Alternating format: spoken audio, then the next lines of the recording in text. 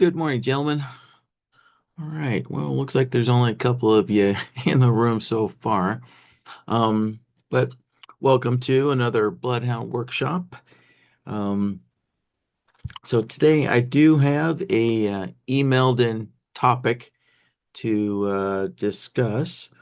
Um, but of course, if one of you has a question about Bloodhound, please let me know. Go ahead and use the Q&A window there to type in your question, um, and then I'll get it answered. And let's see here. So actually, let me just um, double check here. Actually, okay, now there's two names here that I don't recognize off the top of my head. So before getting started here, let me just ask if there's anybody that is new to these workshops or fairly new to these workshops. And the question is, would you like to hear the workshop introduction? All right, so the workshop introduction is I'll explain what we do in these workshops, what we do not do. I'll explain how the recordings work, so that way you'll know how quickly you can get a copy of the recording if you do ask a question, right? Um, and then lastly, um, I'll explain what custom indicators I can install into my computer here. All right. So if anybody would like to hear the workshop introduction, let me know, and I'll get that out of the way first. Um, yeah, but also, as mentioned, um, I do have a topic that was emailed in, and it's all about controlling the number of signals per, you know, per whatever time period, is appropriate for your system there. So, and all right, well, I don't see any takers on the workshop introduction explanation there. So, yeah, all right, let's move forward here. All right, so the this first topic here is explaining how to control the number of signals you get per, for I think what I hear a lot in the workshop is per trend direction, right? Obviously, that's kind of subjective. Um, or what's more concrete is, like say for example, I only want to see one signal per day um, out of my system here, right? That's a little more concrete. So whatever the time span is, right? Um, that's what we're going to discuss is how do we control the number of signals per whatever the time span is, that's appropriate for your system there. Okay. So what you see here on the chart is just a bunch of working signals here, some signals that I can work with, and we can start blocking here and learn how that blocking works, right? So let's see, yeah, we'll start kind of easy here, right? So let's say you only want to see one signal in that direction until another signal occurs in the opposite direction, right? So only one signal per direction, right? That's going to be pretty straightforward there, all right?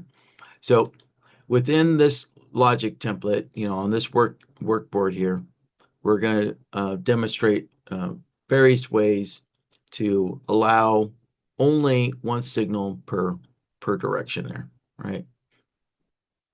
So, and actually, I'm just gonna shorten that name. Yeah, I always like to try and keep these names here short and to the point there. All right. So again, these are just my fictitious, signal sources, so I have something to work with there. So, all right, let's kind of move that back here. So, all right, so one signal per direction. Now, whenever you're wanting to see only like the first signal, that is exactly what the signal blocker does right here. So one of the function nodes is the signal blocker, and it is specifically designed to allow the first signal through and then block the rest of the signals. How long it blocks is right up to you, um, right, as the system designer there. All right. So by default here, it's only blocking for 5 bars. So if we look at the chart, right, we can see we get a signal, and then at least a minimum of 5 bars go by. And then when the next signal shows up, boom, there it is. It's going to block for at least 5 bars, and then the next signal can occur here. So let's see here. But yeah, so before we get actually diving in too deep here, what I like to do is when I'm setting up the signal blocker here, we'll zoom in a little bit there, is I like to use the actively blocking, right? So this tells you when the signal blocker is actually blocking signals.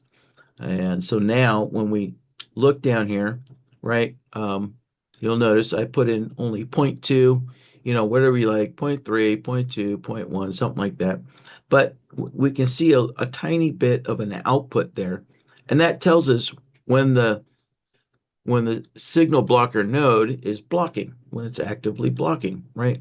So this signal comes in, and we can see, boom, it's blocking for 5 bars. And then once the next short signal comes in, bingo, it fires off. And then we're blocking it again there.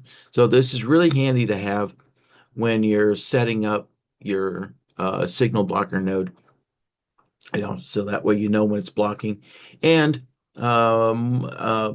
probably more appropriately for this, when you're setting up your resets here, right? So this actively seeing when it's blocking in combination with having to set up your resets is really, really handy there.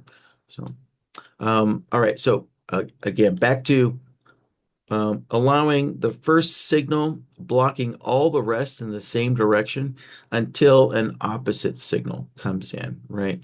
So we'll see this first short block all the rest of these shorts until this next long signal comes in here.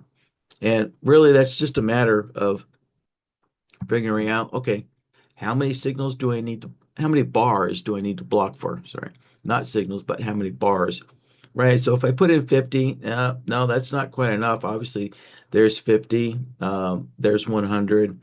So let's plug in 200 and see what we get. There we go. All right. So 200 definitely seem to do the job. So if we squeeze this up, there we go. Now we have opposite signals. So a long, no more longs until we get a short, then no more shorts until we get the next long, so on and so forth. And we can see here, right, the signal blocker is actively blocking until the opposite signal comes in. And the reason why the signal blocker stops blocking is that one of the default resets is the input opposite signal. So when an opposite signal comes in to the input, right? So right on the signal blocker node, right, we have an input connection and a reset connection, right? And you'll notice all these resets here, they either start with the word input, meaning this reset pertains to whatever's coming into the input connection. And the ones that are labeled reset, right? So we have reset signal, reset no signal, right? Reset opposite signal. So all those resets are pertaining to whatever is connected to the reset connection there, right? So that's what separates input from reset is, so you have two ways to be able to reset the function node and disable. So resetting is just meaning disable the blocking there, right? So again, if we look at the chart, right? So we're blocking for 200 bars. So we can see here, right? The shorts are being blocked. Obviously, that's less than 200 bars, but once the opposite signal comes in to the input connection, then the shorts are no longer being blocked. And so now once that next short comes in, it's allowed to come through, right? So um, using the appropriate um, reset here, right, makes is important there. That's how you can get things done there. And we're not using the reset, right? Nothing is connected to the reset connection there. So this reset signal is not actually doing anything right now, right? It's just one of the ones that are on by default. And these two defaults, we've um,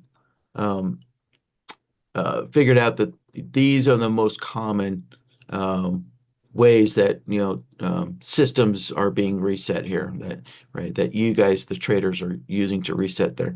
So that's why those are on by default there. So, but again, if I turn that off, right, it's not going to make any change there. So, but if I do go in and obviously if I turn the input opposite signal off, there we go. So now there's nothing here that resets the signal blocker. So we have a short and then it blocks for 200 bars until the next short comes in, right? So, all right, so let's enable that again. All right. Okay, so and also let's enable this.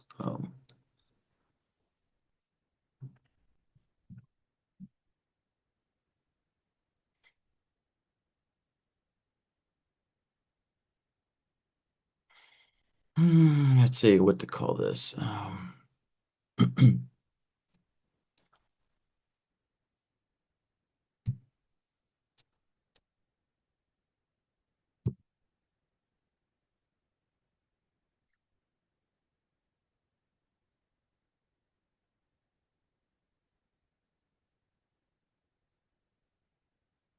All right, so there you go. So this is just allowing one signal, in opposite directions there.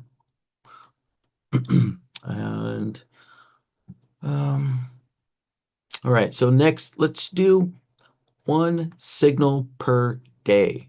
So that's a fairly common one as well. So let's add another function node down here, another signal blocker.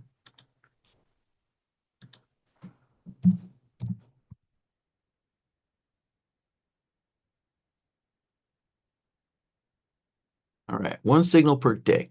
And let's connect in our signal source. There we go. All right.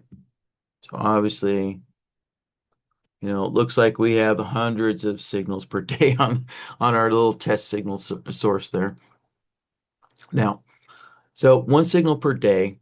So we need something that will identify when a new day begins, right?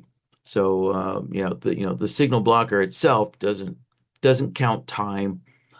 It does count bars, but it doesn't count time or anything like that. So we need something external that we can connect into the reset and use the reset to reset the signal blocker there, right? Um, so we do have a little handy utility indicator here that I'm going to use inside the threshold solver.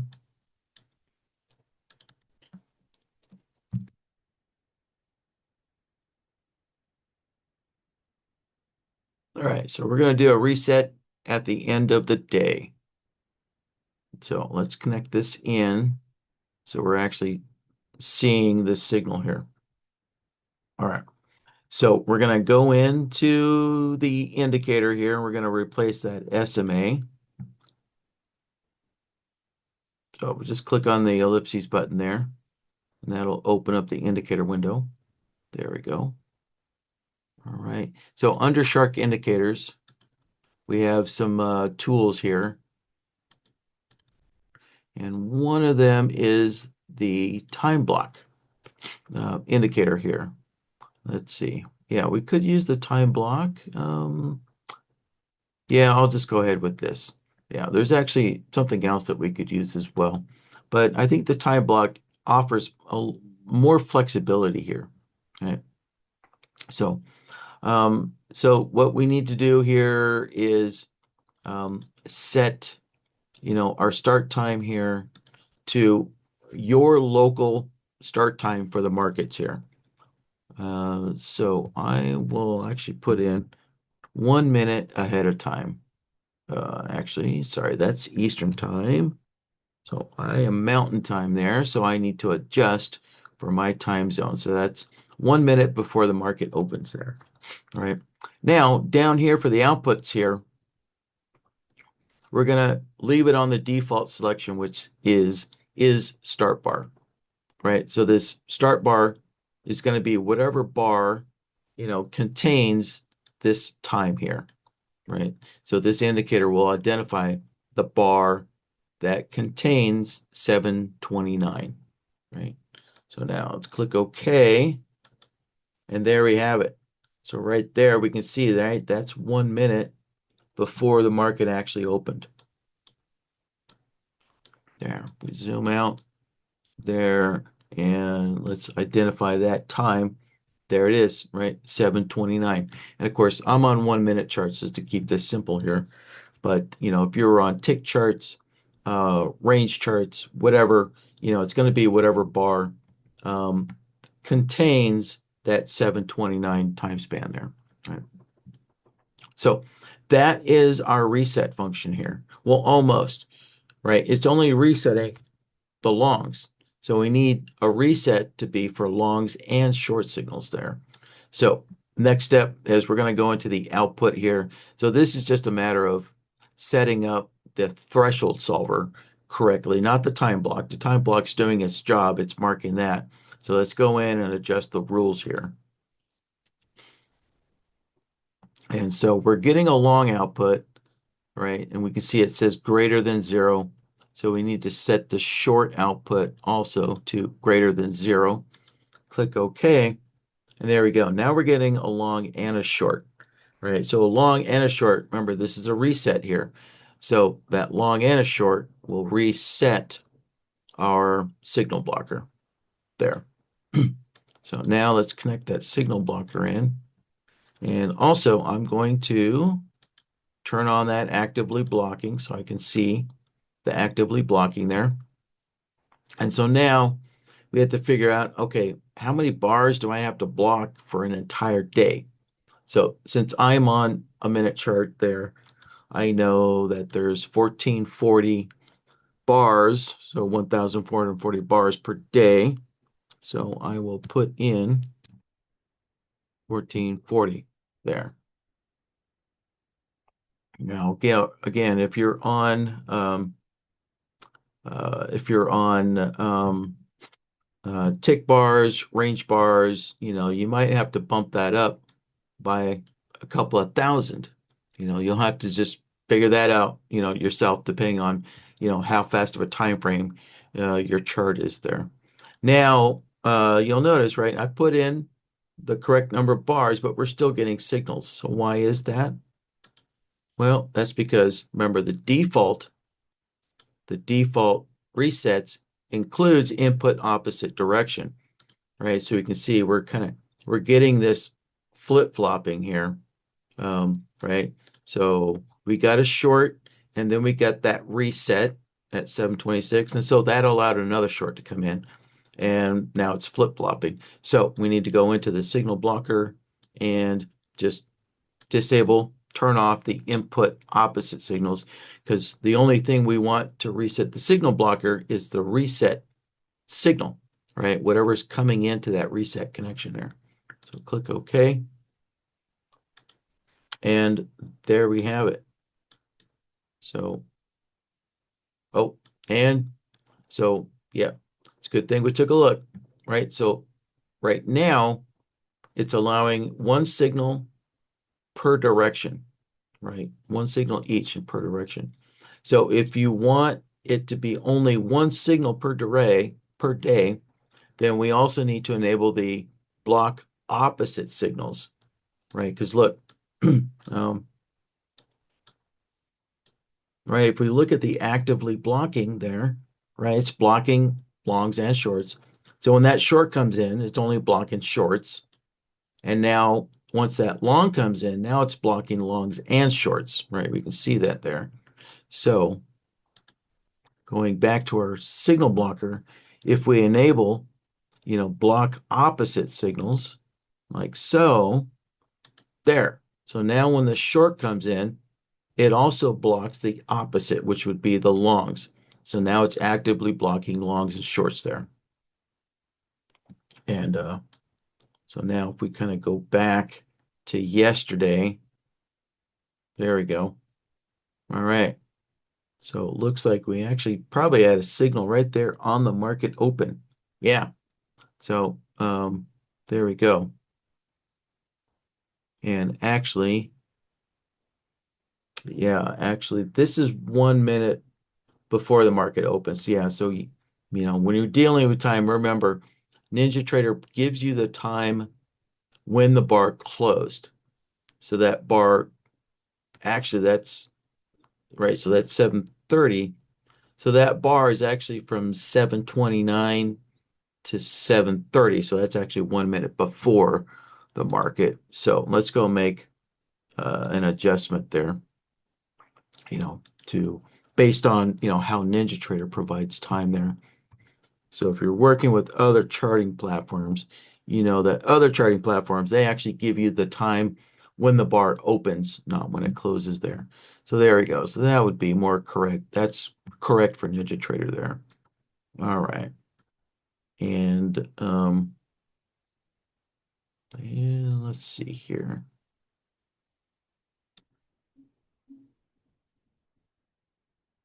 Yeah. All right. And let me just double check the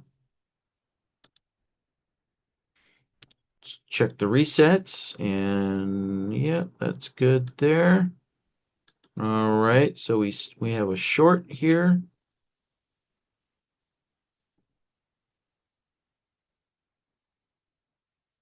and then we get a long, that first long there. Um, and so let's do a reload here. There we go. All right, there we go. Just had to do a little reload there, recalculation. So, and there we go. So we got that signal right there as the market opened, quite literally. So,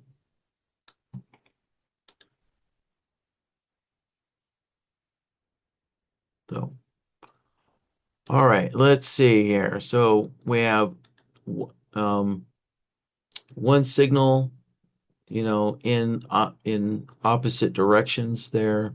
We have one signal per day. And we'll keep these separated there.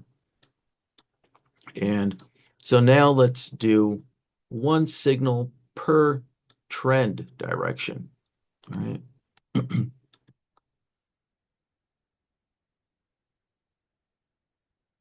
All right. So yeah, let's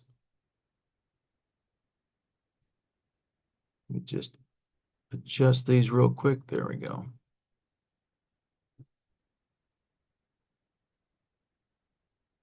There. All right. So one signal per trend direction, very subjective. What determines when a trend ends and a new trend begins there, right? So that's something that you'll have to figure out for your system. But I'm just going to use something that's fairly common that I hear a lot, which is a moving average. So when a moving average rolls over, right, that's the end of that trend there. All right, so I'll just put a SMA on here, and let's go with, I don't know, something like a 50 SMA, like so. All right, so whatever moving average you're using, right, whenever it rolls over, right, that's the end of that downtrend and the beginning of, right, a new uptrend there. Right. So, so now, how do we identify when a moving average rolls over? Yeah.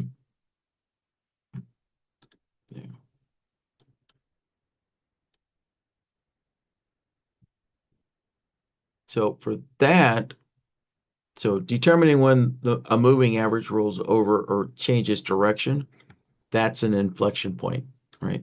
So we're going to grab the inflection solver, connect that in there, and let's give this a name here. There. All right, SMA 50.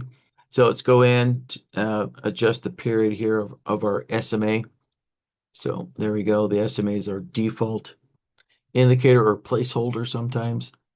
Put in a 50 period, and there we go. All right, so we actually get, yeah, yeah, as you have seen before, right?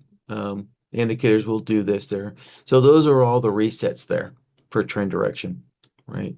Until the market finally actually generates, or picks a direction there. So these will now be all of the resets here. All right. So let's set up another function node here. Let's connect that in, and then connect this into our resets here. All right. So once again, we kind of need to figure out, all right, how many bars can a trend run? Looks like we got this, this downtrend here lasted pretty long there. So I'll put in 200 bars there, just like I did earlier. I think up here, yeah, I put in 200 bars. So that seems to be pretty good. 200 bars. And now we need to go into our resets here. Um, Also, let's set the actively blocking, go into our resets here. And again, once again, right, we're using an external reset condition here. So we're going to turn off the input there. So turn off that input once again. And so now when we take a look at this, right, there we go. So now here we can see, right, the moving average is in a downtrend there. So a short signal comes in, no more signals. Yeah, no more signals there until, look, yeah, we did get a reset right there, right? That SMA did, um, move up ever so slightly there. So we do have a reset right there at that point. And then that allowed the next short to come in here. Yeah, let's take a look at those resets. Yeah, right. Reset, resets, resets, so on and so forth there. But um, so that's simply, it's really just that simple of how you can uh, generate one signal per trend direction, right? The key is figuring out, what's determining your trend direction there, right? So, okay, let's name this guy.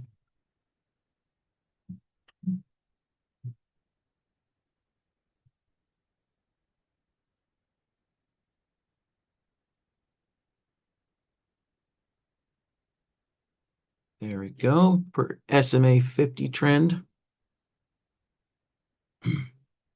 Let's see here. Um, yeah, something else we could do.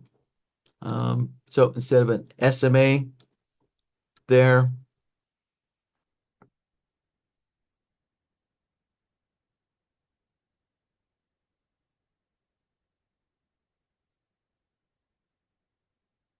we could also do like a zigzag line. Let me put another indicator on here.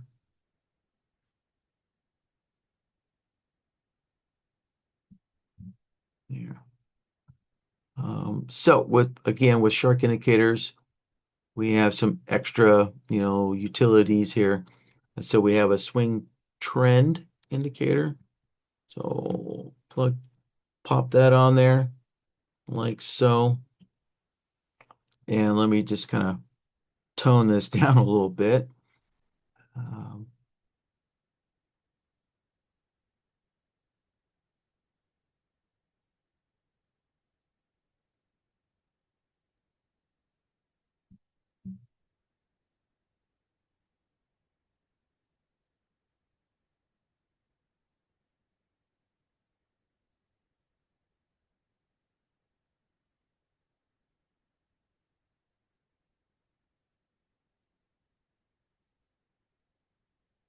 So I'm just trying to generate a really long-term, trend direction there. All right, so I'm going to go with the swing strength of 30. That way I've got this nice long run there. So it's easier to kind of see what's going on here. All right. So, if you're using something like this, again, the key to being able to do that is having an indicator with some kind of output that can be read so that you know when your zigzag indicator is flipping directions there. All right.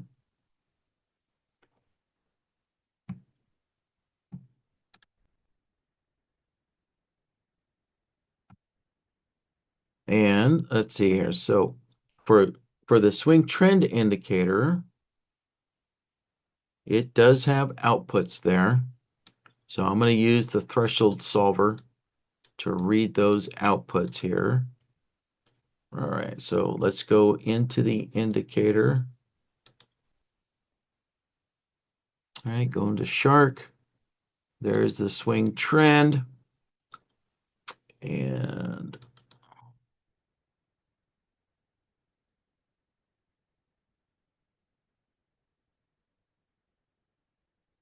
now it's a matter of finding it. There you go, swing direction.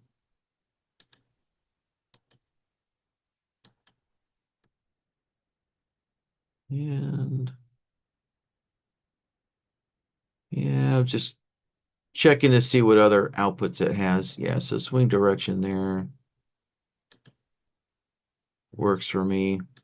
You know, that indicator also has some other kind of trend outputs there, right? Has an overall quick trend, breakout trend, um, so forth.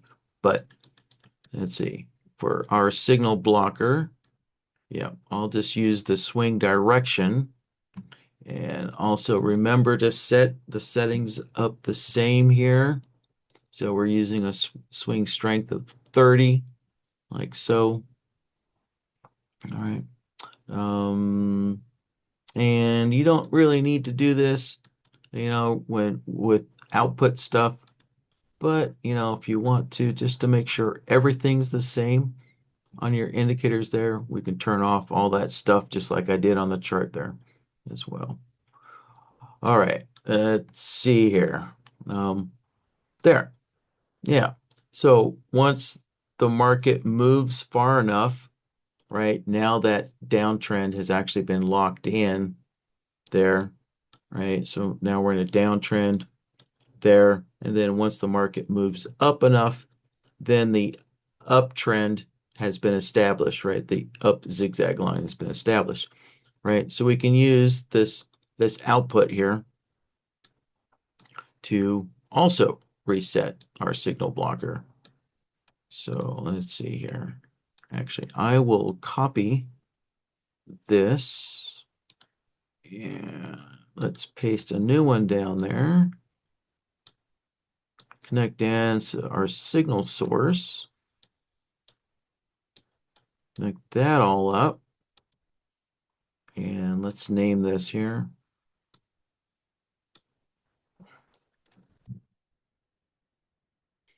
There.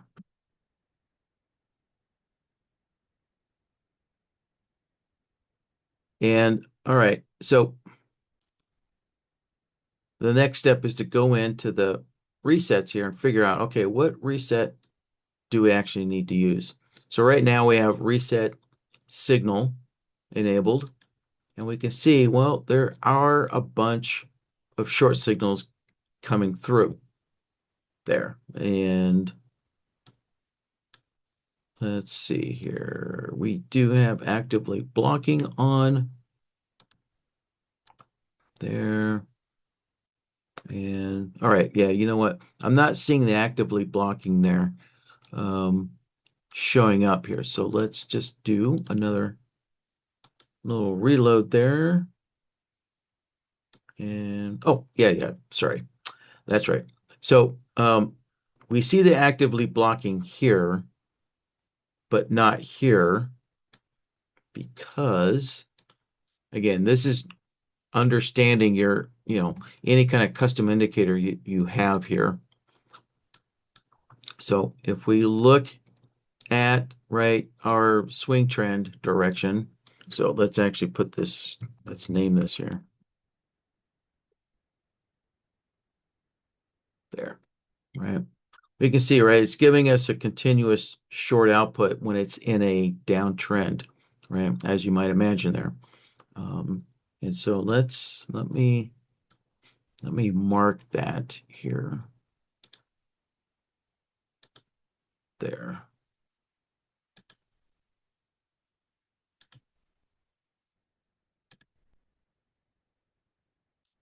There. I'll just mark those.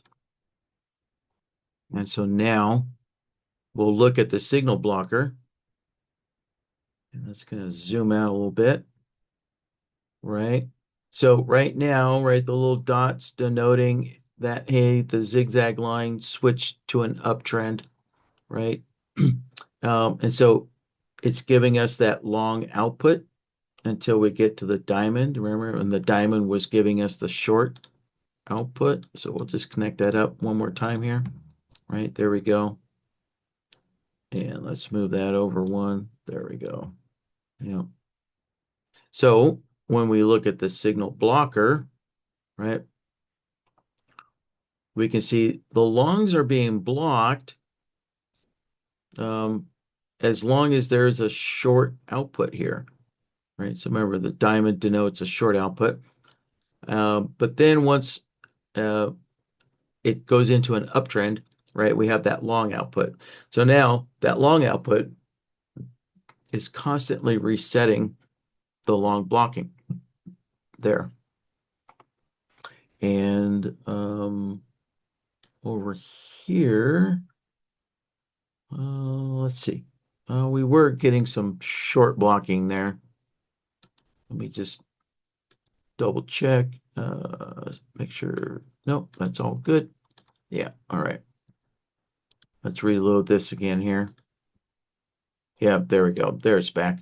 So, right, so the long output is on from our swing trend indicator, right? So when a short signal comes in, right, it's actively blocking until that short output, until the swing trend indicator flips down. So what we need here, so after doing that analysis, what we need is to use a different reset here, right? So instead of using the reset signal, let's try using the reset opposite signal there.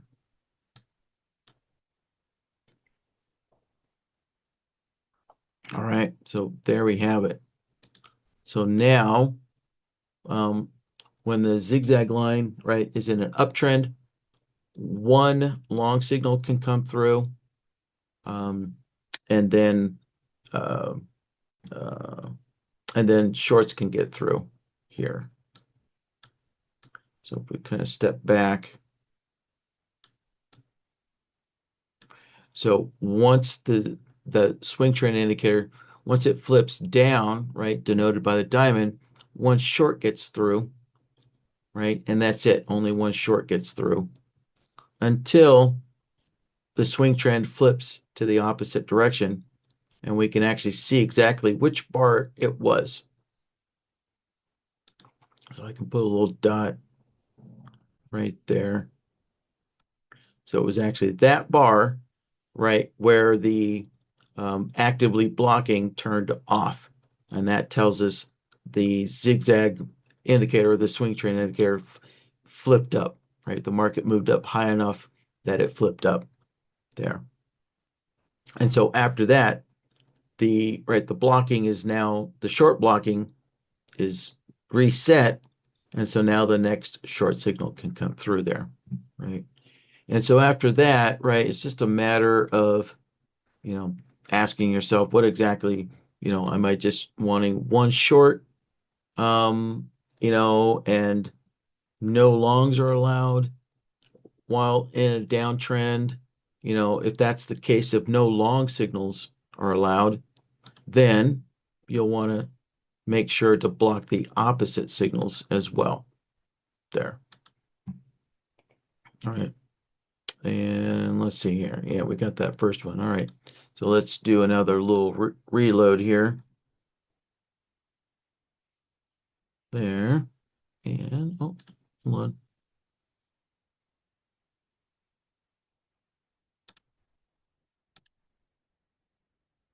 And, yep, block opposite.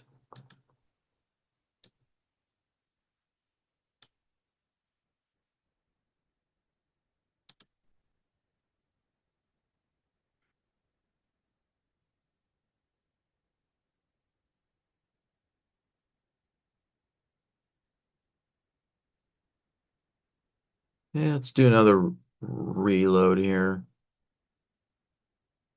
Oh, yeah. Sorry. Right.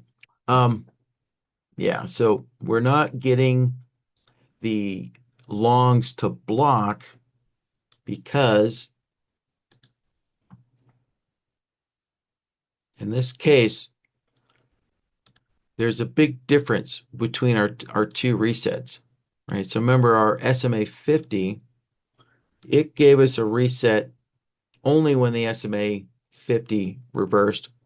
However, the swing trend indicator actually is giving us a continuous reset here, right? It's continuously resetting there.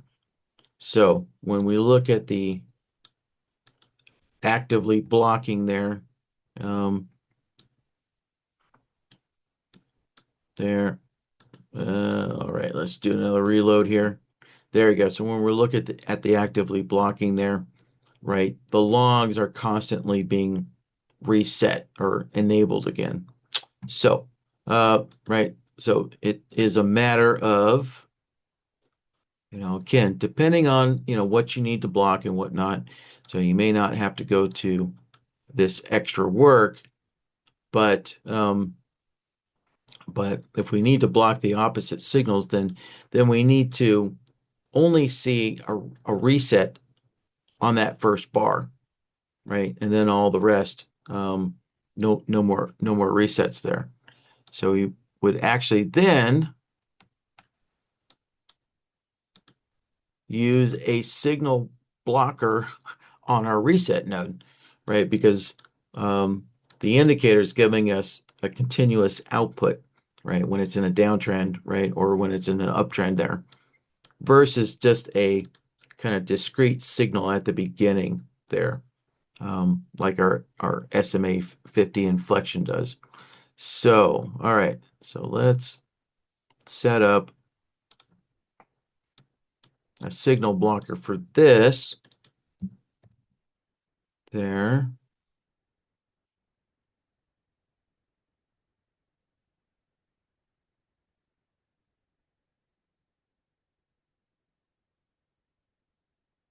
All right. I think that's good.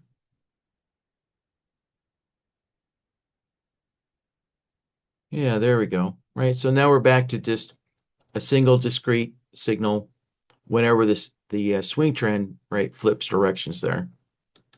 And so, yeah, again, depending on how exactly you need to reset the signal blocker there, that might be necessary there. And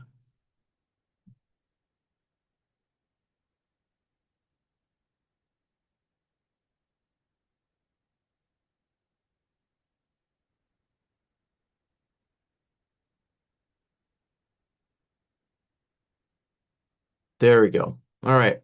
So now every time this zigzag line, right, switches directions, there we go. Now we can see it's blocking longs and shorts, blocking longs and shorts, blocking longs and shorts. There we go. Right. So again, just to summarize here, right, we went through the extra work here of adding another signal blocker, we only did that extra work because we were wanting to block both signals, both longs and shorts, right? Blocking the opposite there. And, and again, our reset, right? Our reset source had a continuous output. So that was constantly unblocking the long side there. Yeah.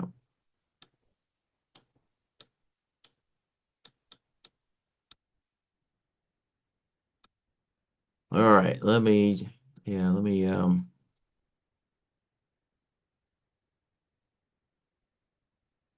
give this a name.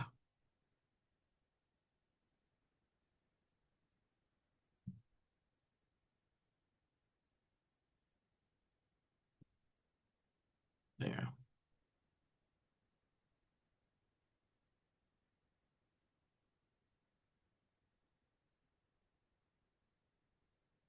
All right. Well, let's see. What else can we do? What other kind of situation could we use here for just blocking once per swing direction? Um,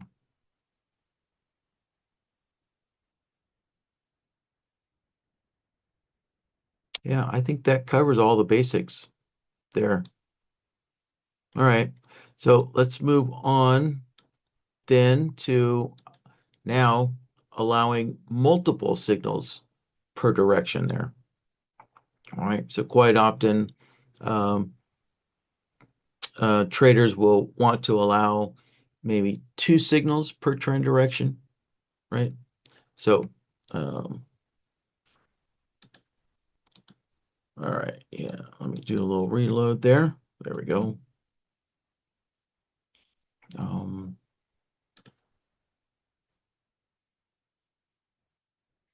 all right, so we'll go through all the same scenarios here that we did with the one signal there.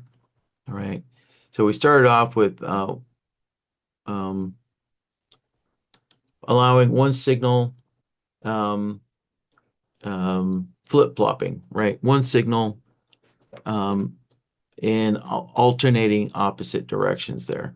So this would be allowing two signals in alternating opposite directions. And then we'll do two signals per day. And then probably the most common here would be two signals per trend direction there. You know, so, actually, yeah, since this is going to be more common, I'll do these first here. So,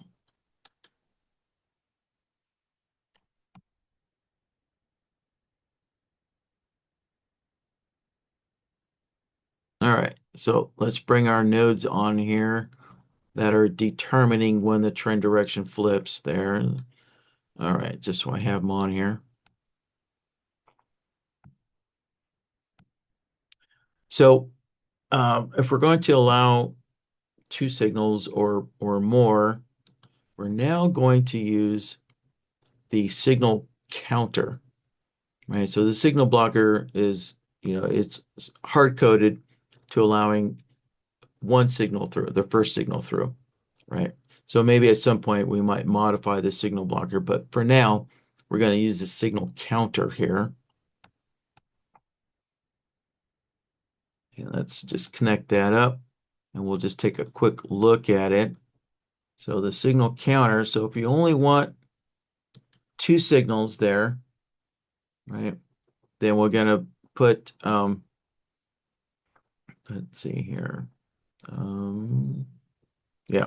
Um, it's been so long since I've had this question here and done this. So, um, yeah, so we're might have to go back and adjust this here.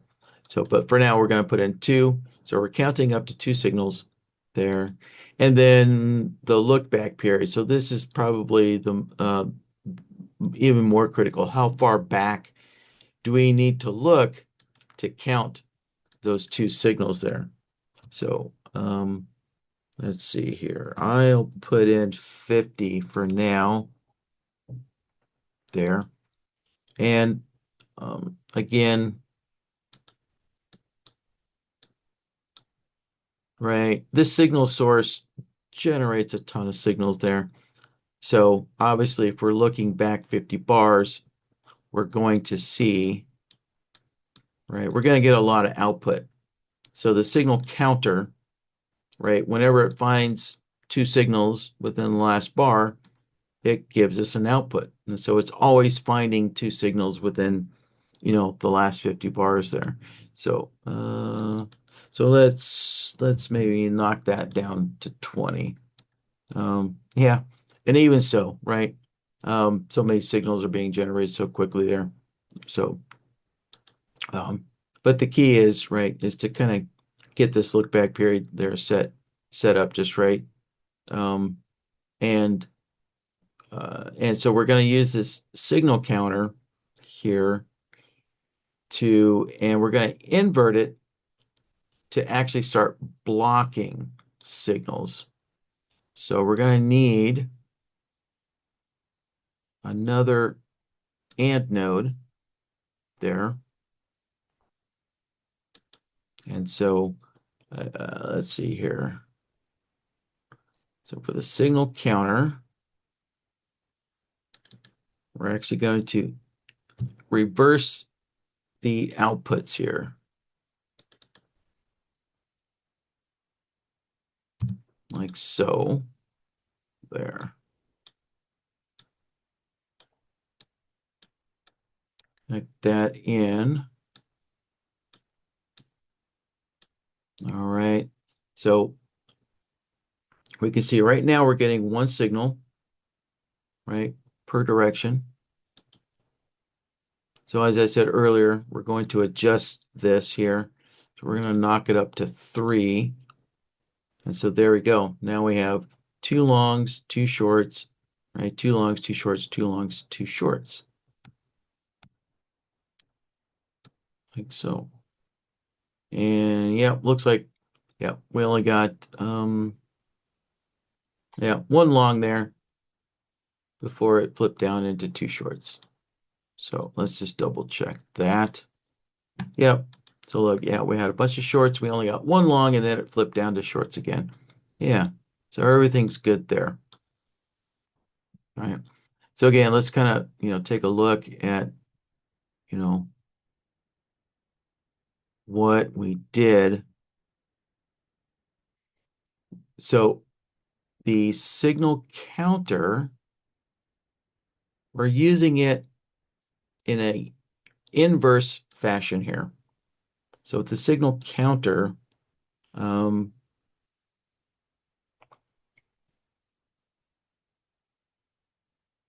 so with this, yeah, hold on, let me just gather my thoughts. Yeah. So right here, so remember there were a bunch of long signals here.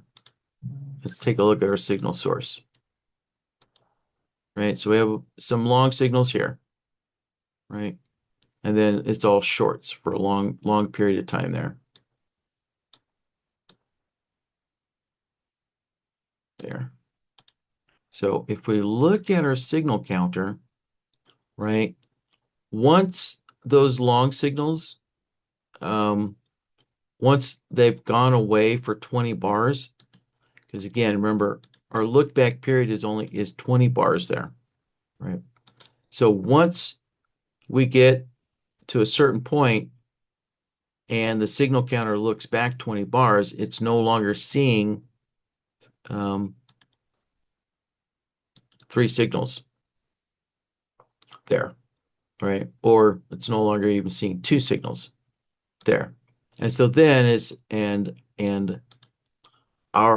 the output is if the value is at 0 count. So actually, that's not 0 count. It's actually if it's less than what we're counting up to. So, all right. So basically, so the signal counter can't find 3 signals when it looks back. So we're getting this long output here. So this long output, right, we're feeding that into an AND node. And so that allows our signals, right? That allows any of our long signals to get through, right? That allows our long signals to get through. Let's yeah, let's focus in on this right here. This will be easier. So let's mark this there. That's when the longs come to an end. So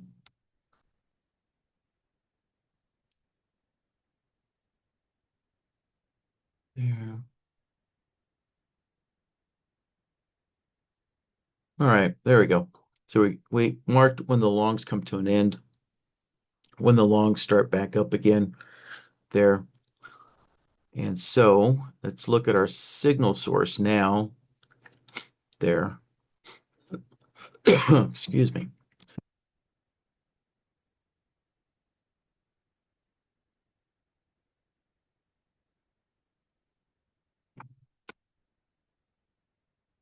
All right, so looking at the longs, um,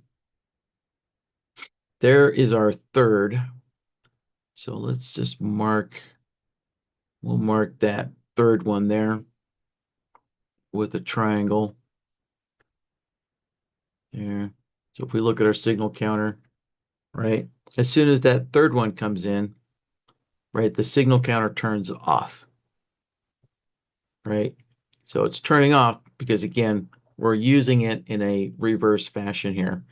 So once it actually is counted, this would, right, if we were using the value, if counted, if we were using that as the output, setting that to 1 and setting that to 0, right, there we go. There's our third one counted, and the signal blocker turns on there, right? But since we're using this to actually block signals versus wanting to count them, then we're using this in an inverse fashion here, like so. Right? Yeah, so that's the short of it of how it works there. So long signals can get through, right? So with this AND node here, our first two long signals get through, and then once that third signal occurs, right, the signal counter turns off. And so when the signal counter is off, right, longs can no longer pass through this AND node. So,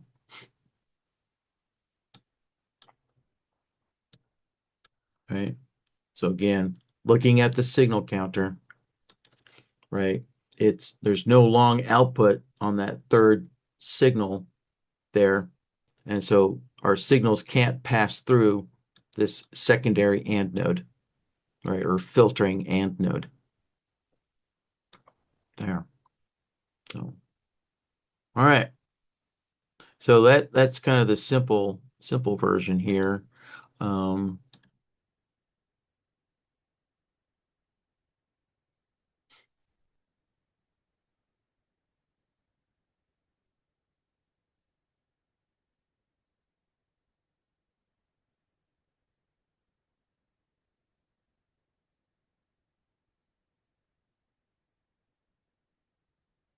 there we go. Give that a name.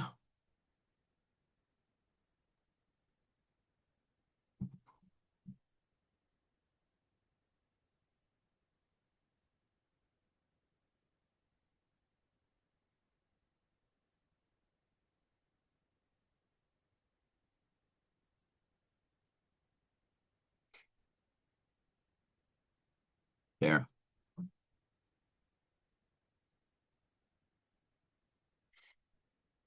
Um,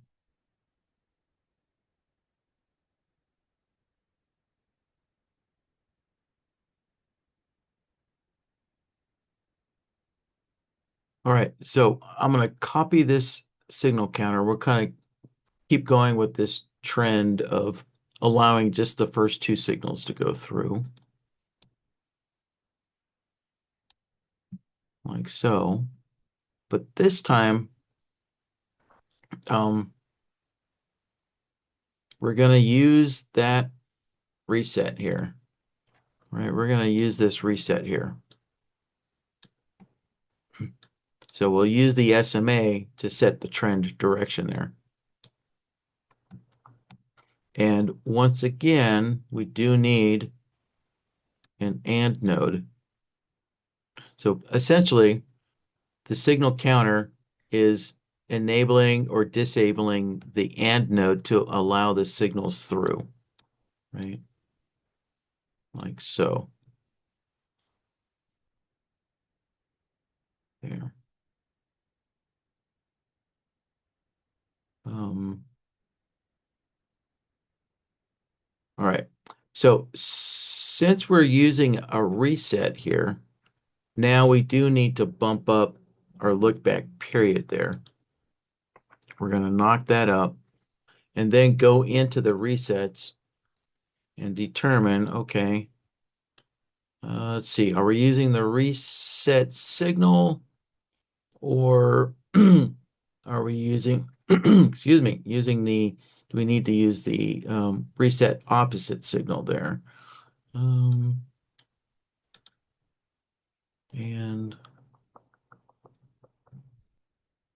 yeah, based on what we're seeing here, it looks like we need to use the reset opposite signal. Um, yeah, let's just do a reload just in case. Yeah, all right. Oh, actually, no, I think that is working, right? Yeah, so remember if we look at our resets there, yeah, we do, right? Our SMA 50 is, um, yeah, we had a lot of market volatility this morning. So our SMA is, reversing direction quite a bit. So let's get these marked here.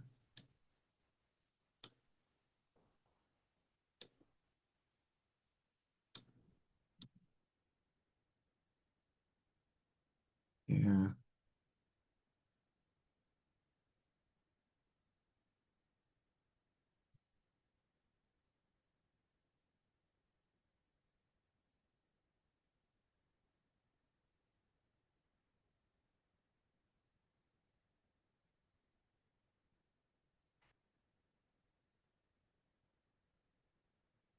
There. All right, I think that ought to do it. So, all right, so looking between this, right, downturn in the SMA, so we have, right, a short for the SMA rolling down, right, and then it rolls back up and rolls back down. So now let's look at our signals there. So yeah, there we go. So we did have it all set up right. So there, that's right, marking when the SMA rolls over. It allowed two shorts through, right? And all those other short signals didn't get through there. And so again, looking at our signal source, right? Remember we had, dozens of shorts there. So let's connect that back up. There.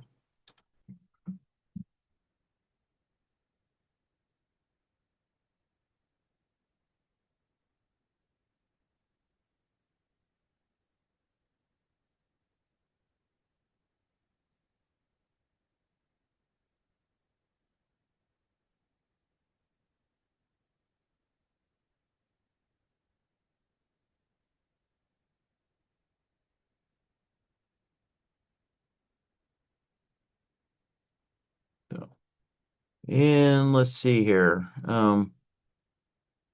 Yeah, so remember that we only had one long signal here. It got through. Then we had a reset. So two short signals got through. And then we had a reset again. So we had a reset, a short got through, another reset, two shorts got through. Yeah. And yeah, let's see, our SMA 50. Yeah, it did roll up. Um, yeah, there was another reset there. I didn't, right? We don't have them all of them marked. Yeah, there we go.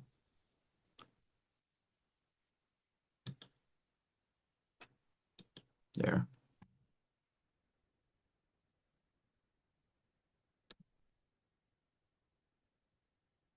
there. All right. Yeah, so there's rolls up and let's see here. Yeah, so two longs got through, but then it rolled over. Yeah, so we can see right the SMA 50 is rolling over a bunch of times, doing a bunch of resets. So we got a bunch of signals going through. Yeah. So, all right. Let's see. Do let's do one more here. So we'll do the swing trend direction there. And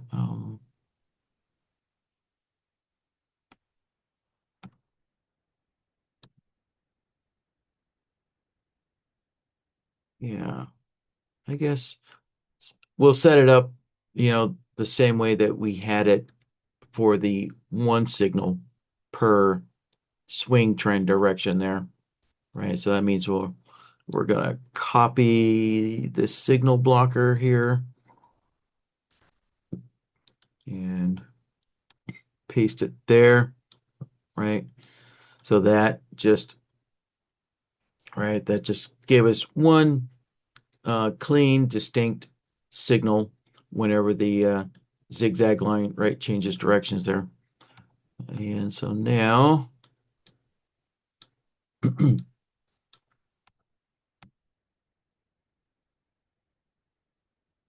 we can copy this signal counter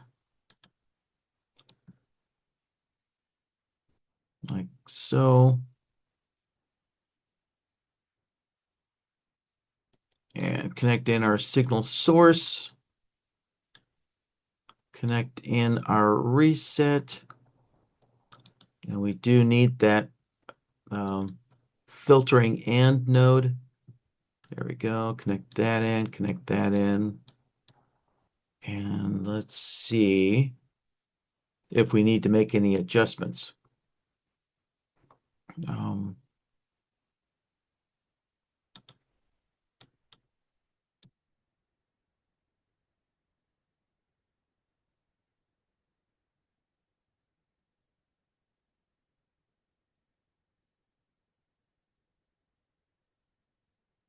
well, I don't know if we need any adjustments, but we do need a reset here.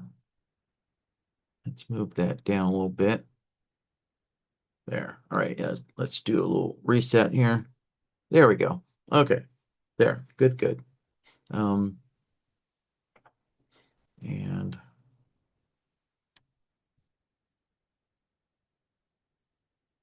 yeah. So we'll have to go through and move our markers again.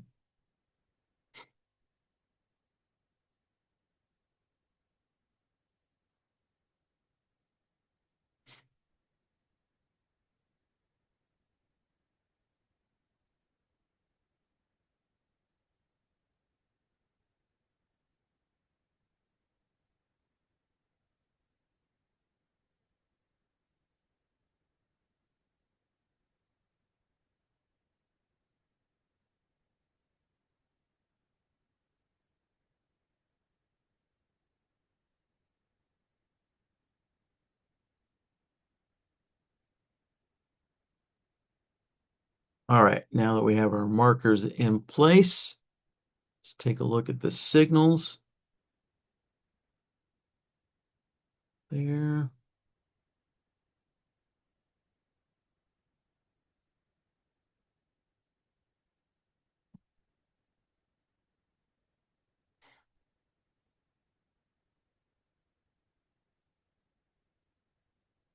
Yeah, so that one slipped in, right as it flipped.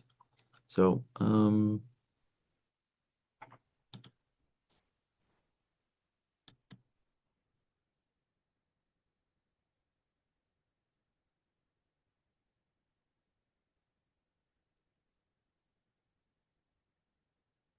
yeah, let me take a look at this one here.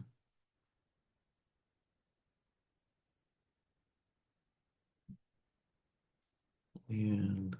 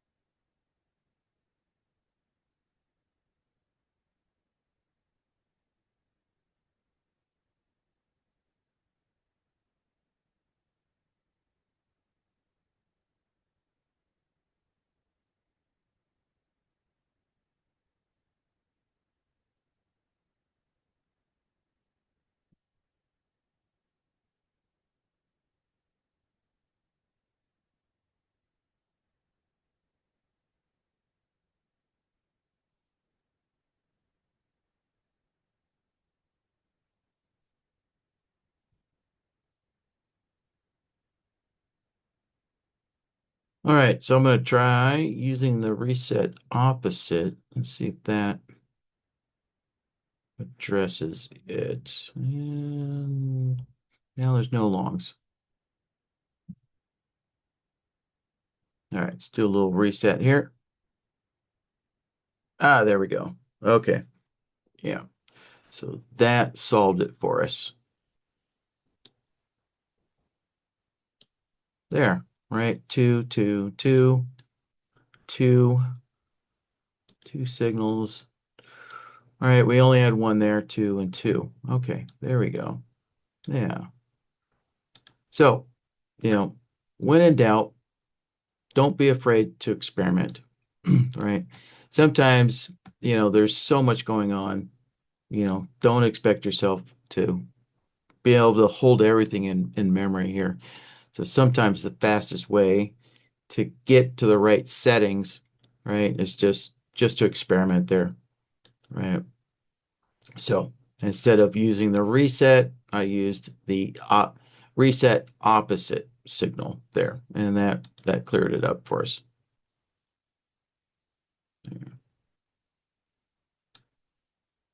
And all right, so this would be two signals per swing trend. All right, so let's label that.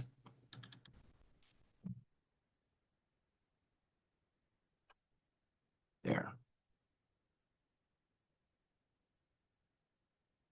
All right, now last one here is two signals per day.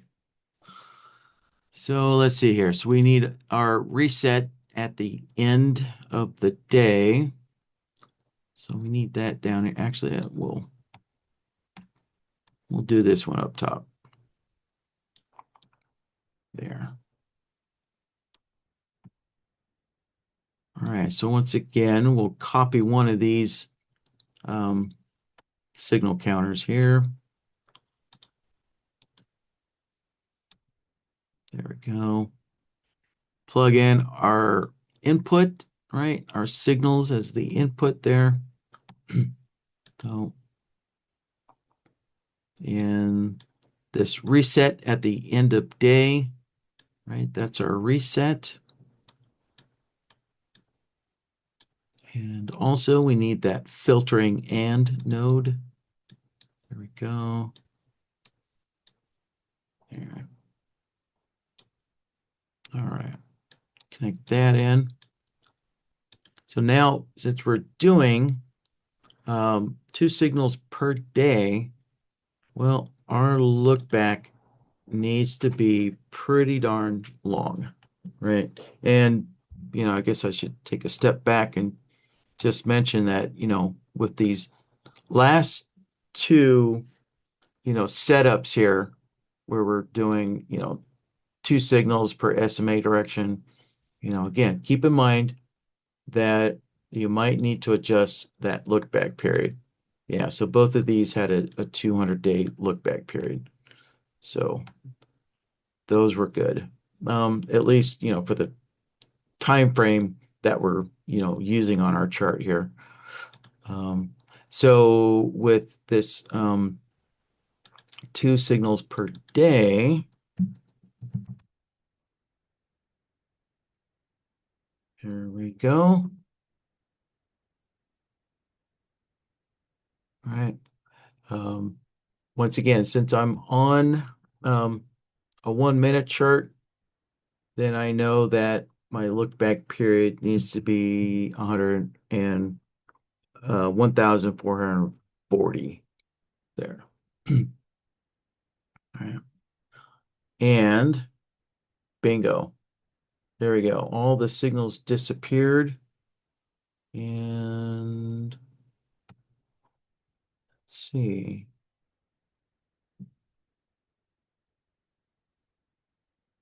And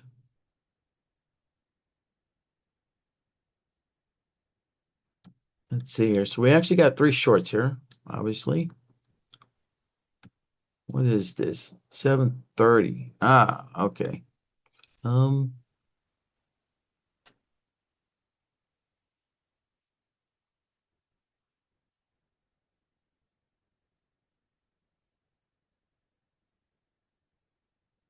yeah, let's see here. So let's go into the resets here.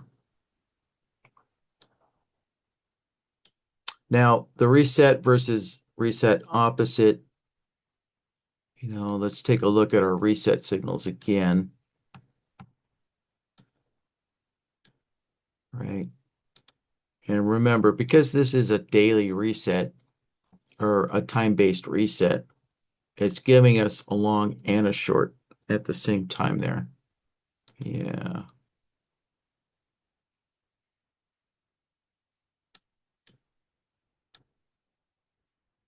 All right. So a signal is allowed to slip through. Let's go back one more day here.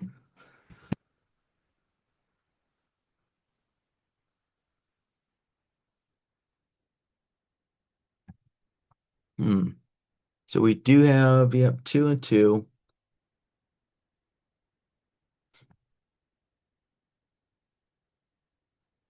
Yeah. So we have this extra signal. Well, that's debatable if this is the extra signal, if this last one's the extra signal, but yeah, we're getting a three through because we're getting a signal on the reset bar there. Um, hmm. All right, so let me think of a way to, yeah, to solve this here.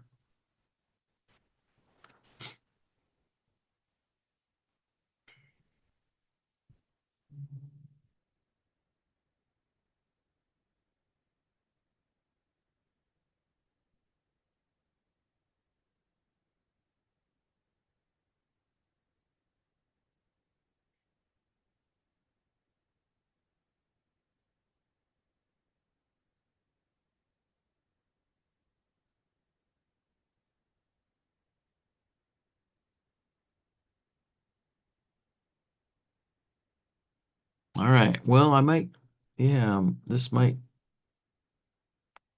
get a little extra tricky here. Um,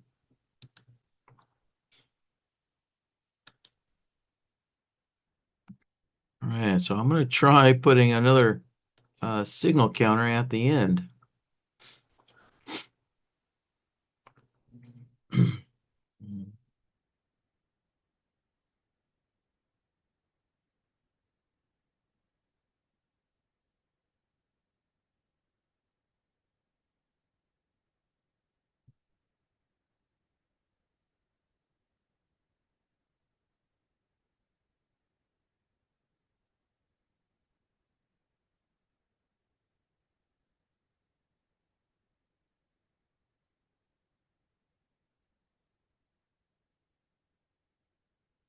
All right, so we'll find out if this, dirty little trick here works out.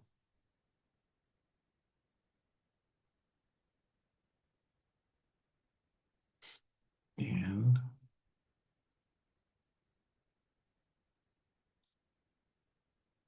oh, all right. Simple oversight.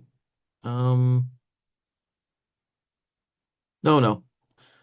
Yeah, we're using the correct output. Um, sorry about that. Yeah, I was thinking we were had the wrong output there, but let's see.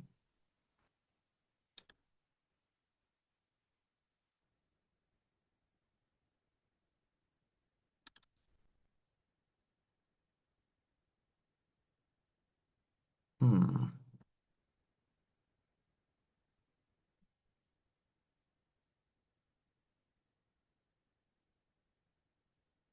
Oh,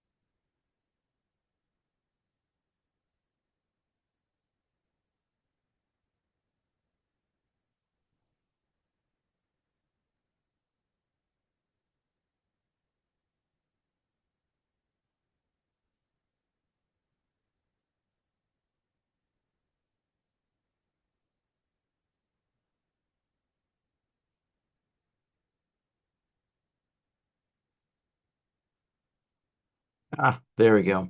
All right. Yeah. So that was an easy oversight there. So our second signal counter, since we're only allowing two through, actually that, yeah, no, that doesn't solve it. So that fixes the short, but it does, but now there's only one long signal here. Well,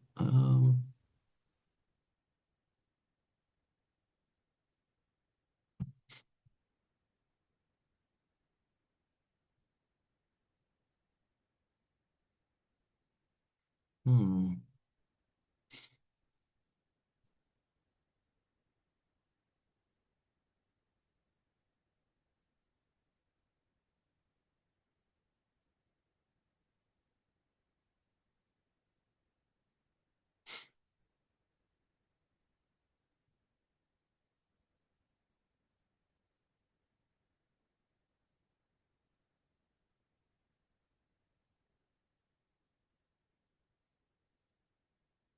All right. So,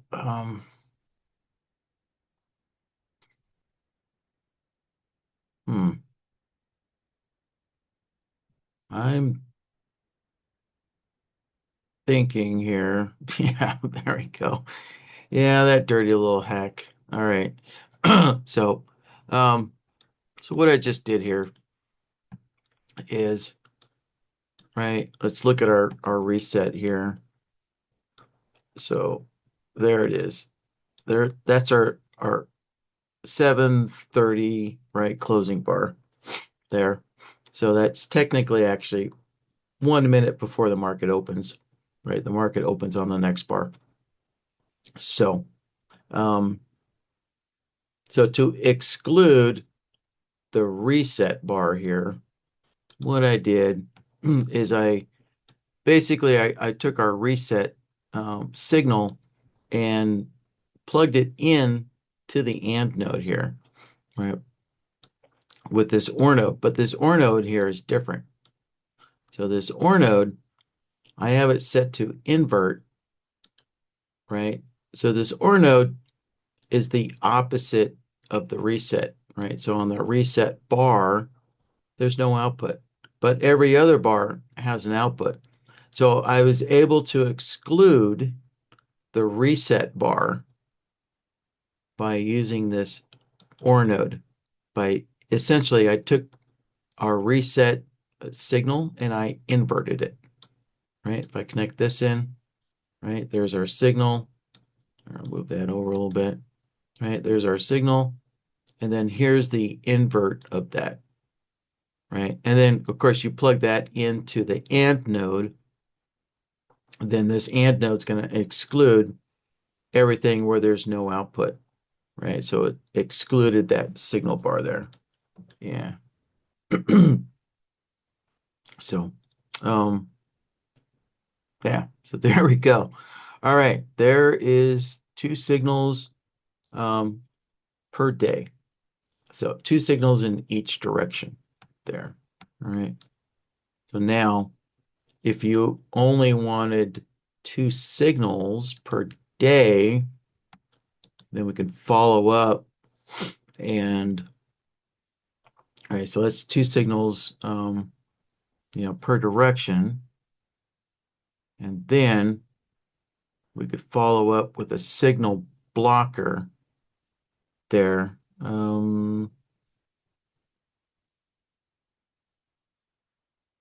And actually, hold on.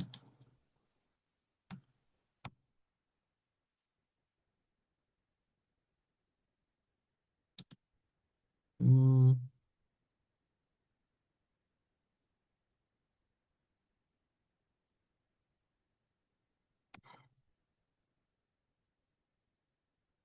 hmm. Now, signal blocker is not the right way to go. Let's see here.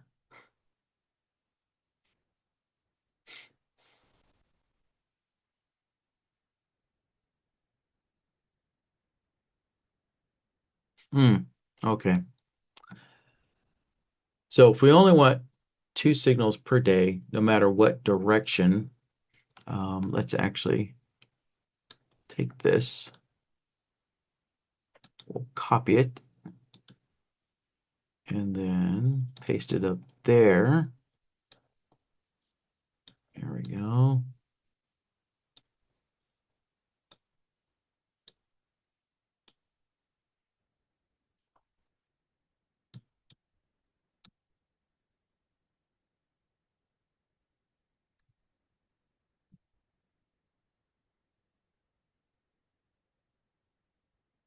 There we go.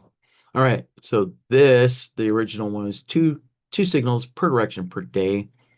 So actually, so just only two signals here. Or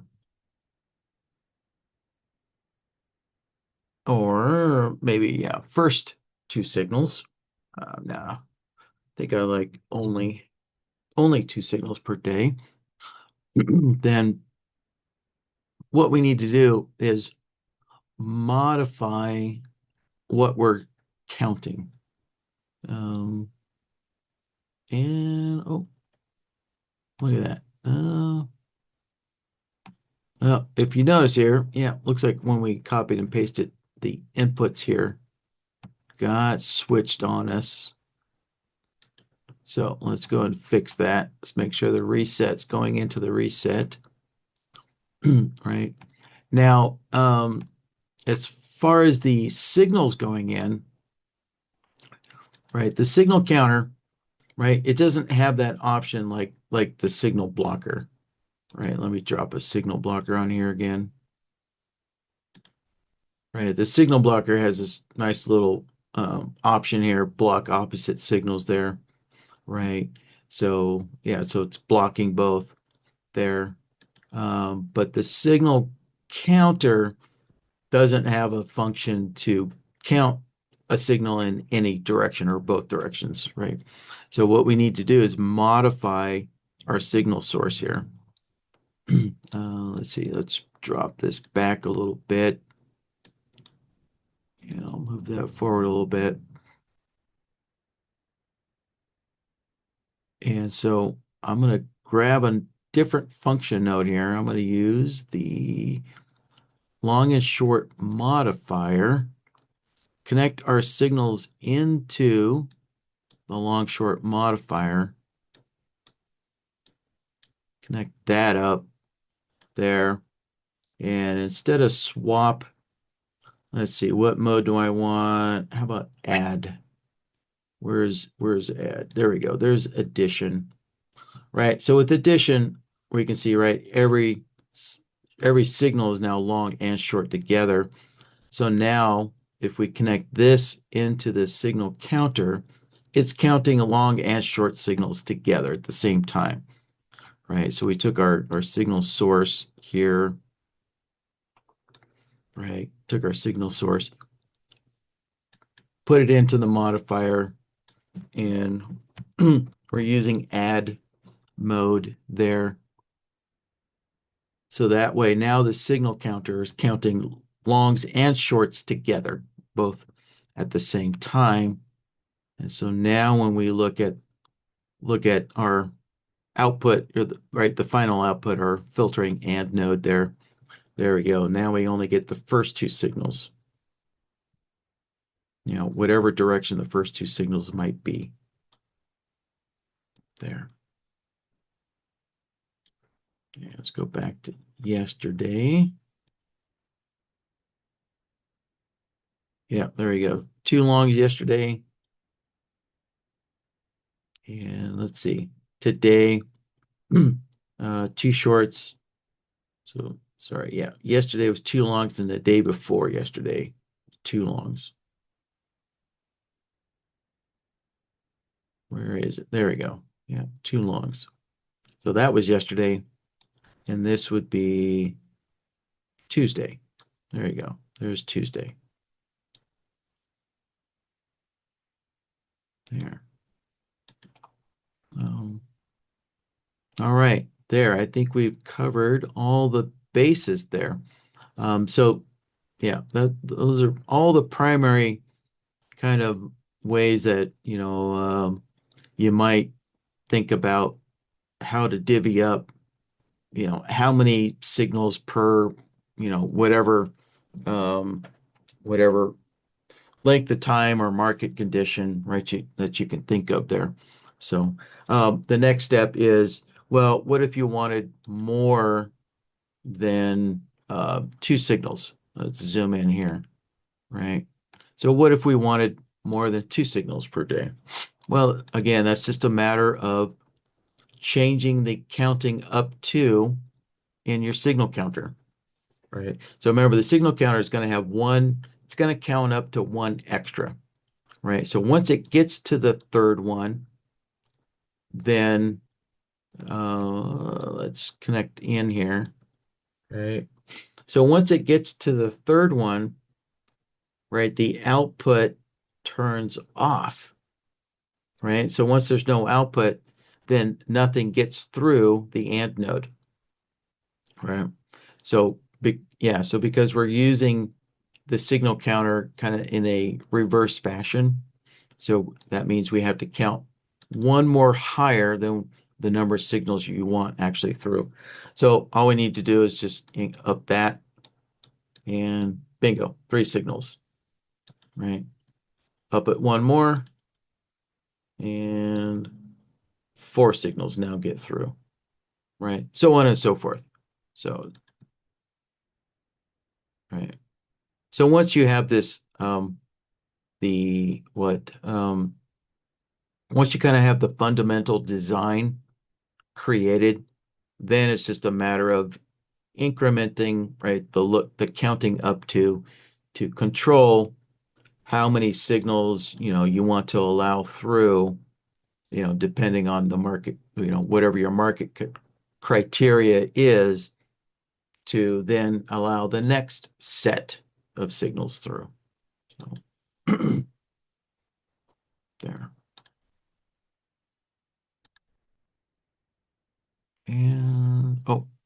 Yeah.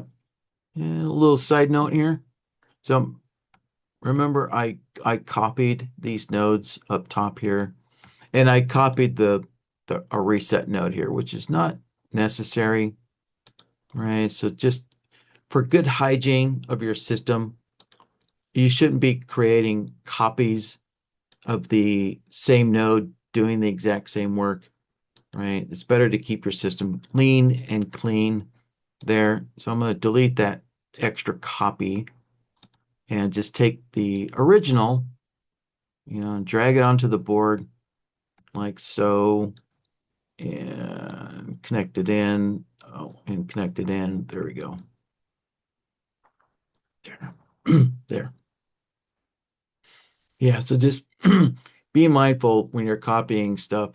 You're going to create lots of duplicates, which is just going to overload your system there. So be mindful when you're copying solvers, right? So logic nodes and function nodes, right? You can copy those all day long because you need independent ones. Um, but solvers, you don't want to be making duplicates of solvers that are just doing the same thing, and you're not going to repurpose them, right? It's okay to copy a solver if you're going to repurpose it to do a different function. But this reset at the end of day, right, we're not going to repurpose that. So you should be using the same node over and over again, not making, several copies of it. So, and that goes for any function node. So if you're using this SMA 50 inflection over and over and over again, and they're all the SMA 50, you shouldn't be having a bunch of copies. Just use one, the original one, and that's it. Now, if you're going to repurpose this to maybe the SMA 100, then yeah, that's good. Just you can just make a copy of it. Here we go. Yeah, so if you need one of the SMA 100, yeah, then make a copy of it. Paste it. There you go. And then we can repurpose it for the SMA 100, right? Like so. Go in, adjust the period, like so, right? And now these nodes are different. So they're not copies of each other anymore, right? It's been repurposed to do a different function. So that's okay. All right. So, all right. Anyways, let me kind of clean that off there. There. And all right, let's zoom out to all these. There.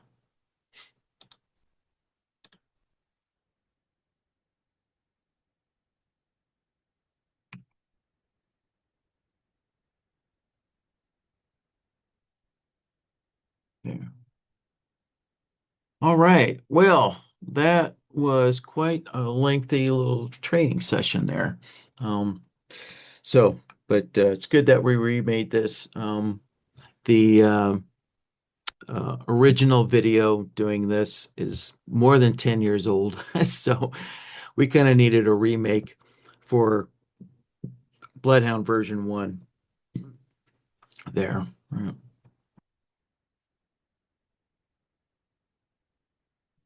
Well, let's see, where are we at? Wow, we're at the 1 hour and 40-minute mark, so approaching the 2 hour mark. Boy, I didn't think it would take too long to get through all that, but I did give, yeah, lots of examples, so yeah, I guess so. All right, well, gentlemen, let's see who's left in the room after that head nodder. Boy, that could put anybody to sleep.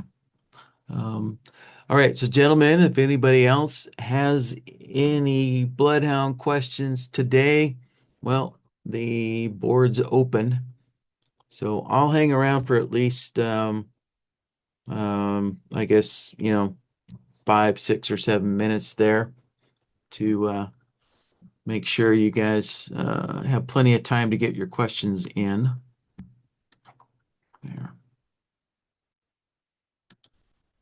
And all right, looks like Tyrone's got one ready for me.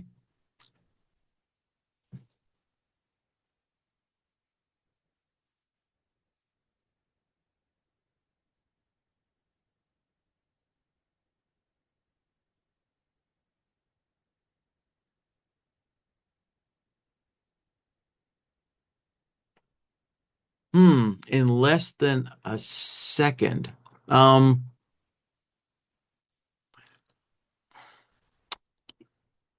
yes. So Tyrone, I take it you're operating, well, you say a range chart. So what's your calculate mode? What is your calculate mode set to here? Uh,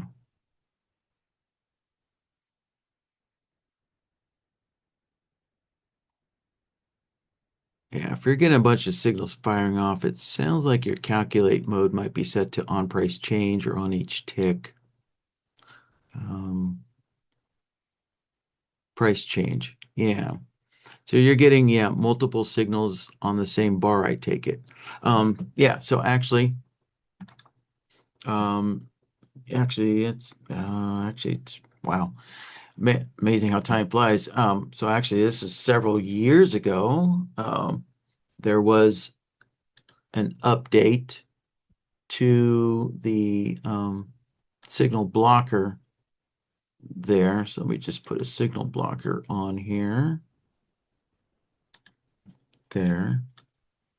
So with the signal blocker, you now have these extra, this extra setting here, intrabar signal mode, right? So if you're dealing with intrabar signals there, right, there's several ways here that you can determine what you want to do with that intrabar signal there. You know, do you want to lock and hold on to that first intrabar signal? Or do you want to just allow the first signal through and then if it disappears, it goes away, right? And then, yeah, and then as far as the blocking goes, um, do you want to continue to block after that bar closes, right? And then when you select something, let's see, which one is it? Yeah, there we go. So block after bar close, then, that comes up with another decision here. Um,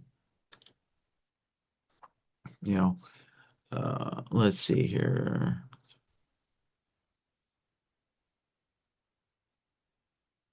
Um, yeah, so do you want to be left with a signal? Um, or wait, does the blocking only, does the blocking signals after the bar closes, is that only if that bar closes with a signal on it, right? Does the bar actually have to close with the signal still active, or do you want to block, you know, an intrabar signal when that signal occurs anytime while that bar's forming, you know? So the bar doesn't actually have to close with the signal active as that bar closes, and it'll still block there, right? Um, there, yeah. Now, as far as, you know, um, blocking for like uh, a period of time, NinjaTrader doesn't really function that way. Yeah, NinjaTrader doesn't, indicators don't update based on time. Indicators update based on incoming tick data. So as far as like blocking for a second, yeah, say like the a signal coming in, the first signal coming in, and then blocking the rest for 1 second or 2 seconds. That Yeah, I don't think that's possible. Definitely, the signal blocker doesn't do that. Um, Bloodhound doesn't count time because NinjaTrader's not really designed that way. We do have some exceptions like that with Blackbird, um, because with orders, yeah, the way NinjaTrader works with orders, um, there's a little leeway there, but when it comes to indicators and signals, um, yeah, being accurate with time-based uh, conditions is unreliable the way NinjaTrader's set up. So, yeah. But in any case, I think the core of your question there is, yeah, blocking those intrabar signals there. So, yeah, so there you go. The default is lock and hold. That way you can see those signals historically, even if the signal disappears, right? So, like, right, classic example would be, right, as as the market moved up, boom, it generated the signal way up here, at the upper wick, but then, right, price fell down, and so your signal disappears, and then you're left wondering, where was that signal? Well, yeah, it happened way up here, and then it disappeared as the market fell down.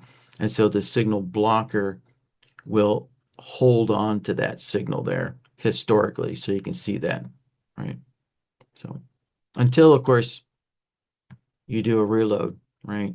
Always keep in mind when you reload, you're no longer calculating based on real-time data anymore. You're calculating on historical data. So you lose all that real-time data whenever you reload. So, so,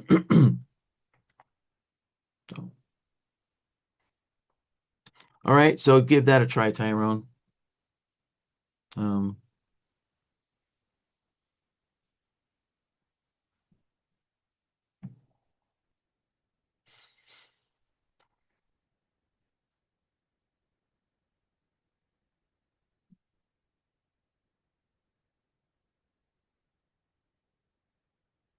all right. Well, gentlemen, I'm ready for the next question to come in here.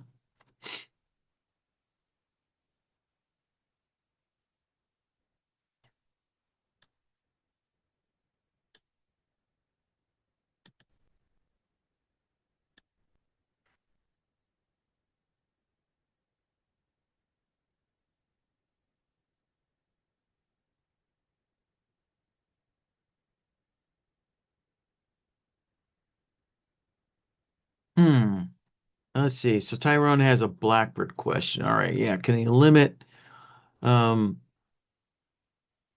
limit how the spacing in between entry order executions there? Yeah. To, submit. Yeah. To not submit within a second of each other. Mm,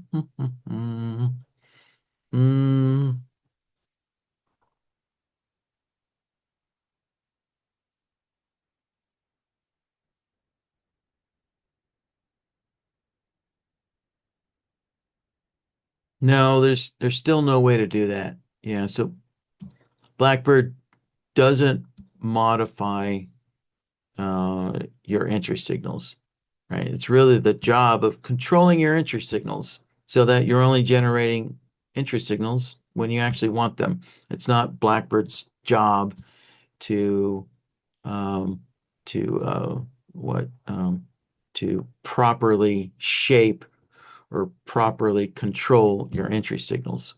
Um, but I'm just kind of thinking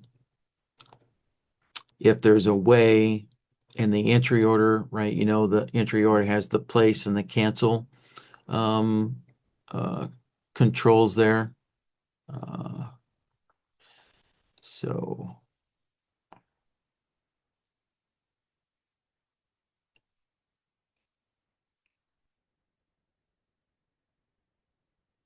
so,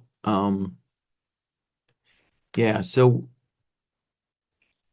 it depends on how many order sets you have there within Blackbird. So, yeah, Tyrone, are you dealing with just one order set within Blackbird, or do you have multiple order sets and you've set them up to scale in?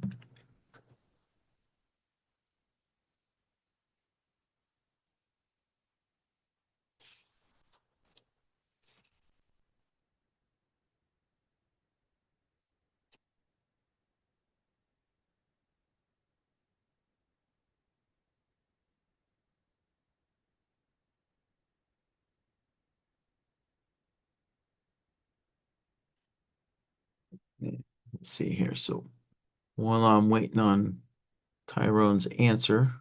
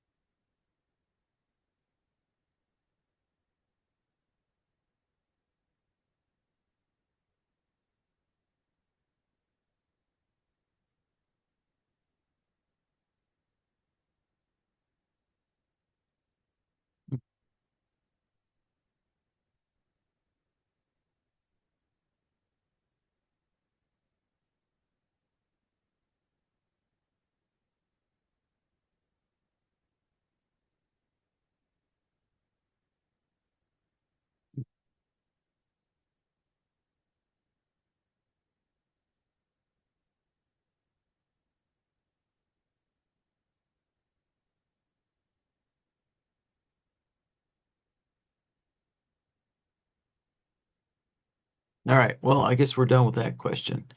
All right. Well, gentlemen, if anybody else has any questions, let me know. Let's see, where are we at? Well, yeah, so I'll hang around at least until the top of the hour to see if there's any further questions that you guys have. All right.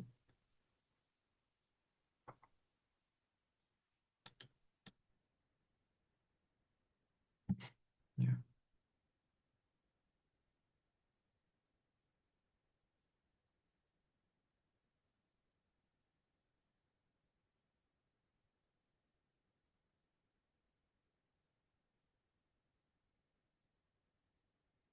Yeah, Tyrone, that question is so generic. I don't have an answer for you. Um, you just need to modify your system so it doesn't do that. Um,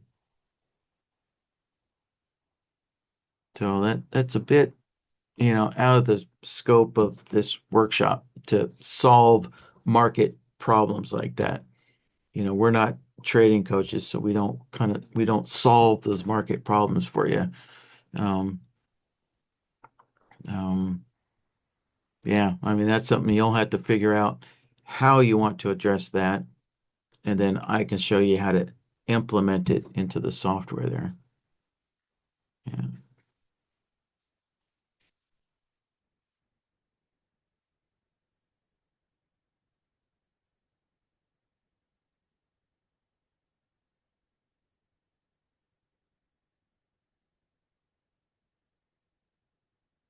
Mhm.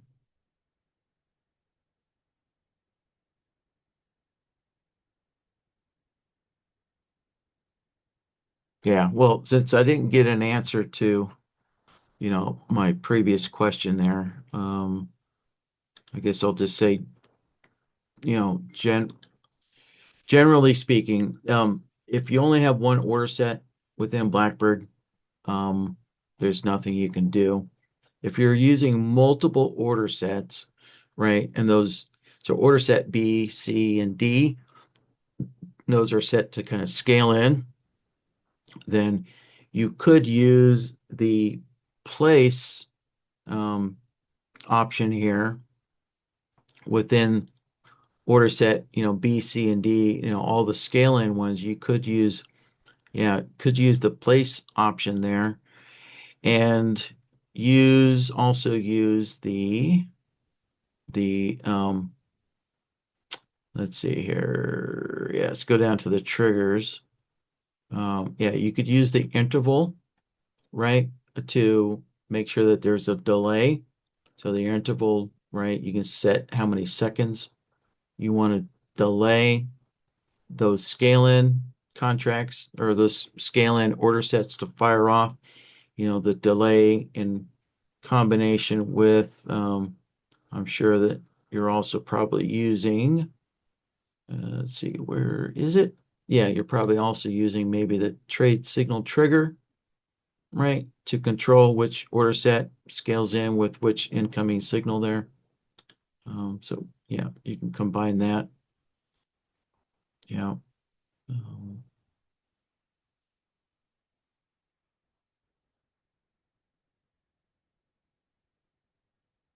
yeah.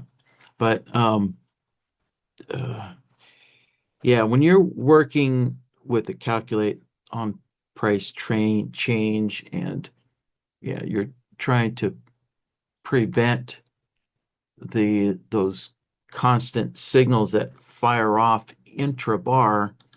Um, yeah, this that the signal blocker that I showed you earlier um, is exactly yeah what you want to use there. Yeah,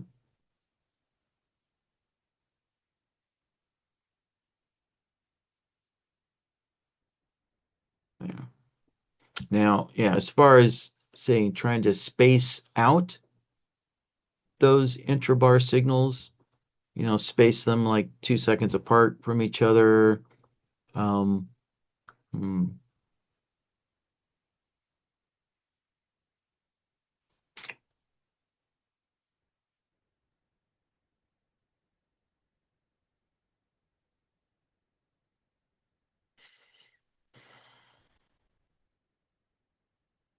yeah, that's getting so granular.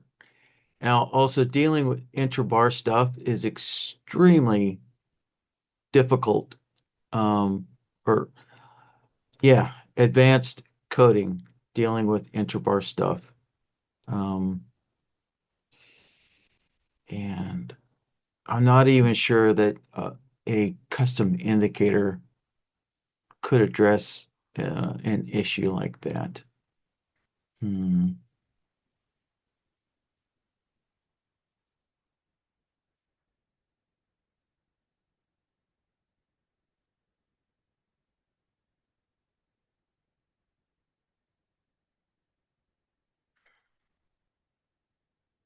Yeah, I can't think of anything off the top of my head. I think the only way to solve an intrabar problem like that is you have to hard code it, and then you have to go through the advanced coding of starting to count stuff, and then also trying to count, milliseconds as well. So you need an internal kind of time time span counter. So yeah, that gets really really tricky there. So uh, mm,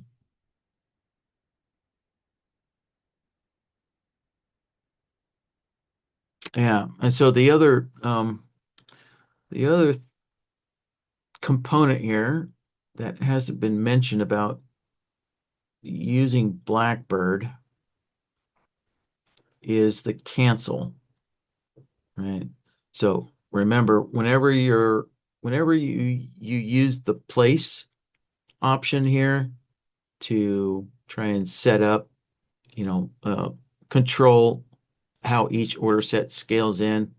Always remember, you always have to use the cancel as well. So the cancel, you would just want to use a 1 bar. Well, you're doing intra-bar, so I think you do a 2 bar cancel. So that way, when that, when the, when the bar closes, it cancels all the order sets from trying to scale in intra-bar and resets it for the next bar. Yeah, so in the cancel, you'll want to use that delay. Let's see, where is it? There we go. Or sorry, use the interval and you'll want to use the bars. Um, yeah, and since your calculate is on price change, I think you want to set that to 2 bars.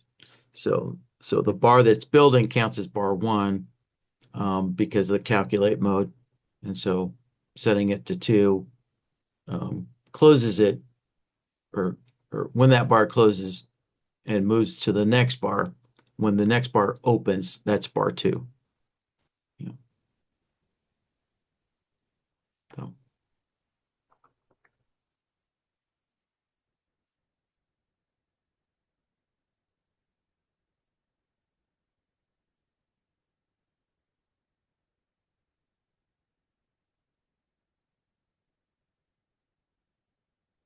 let's see. Tyrone's asking, what would the additional time frame in Bloodhound do?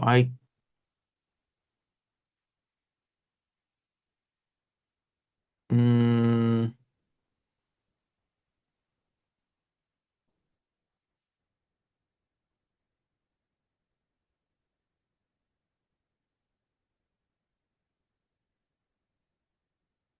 no, adding a 1 second time frame to Bloodhound's not going to do anything.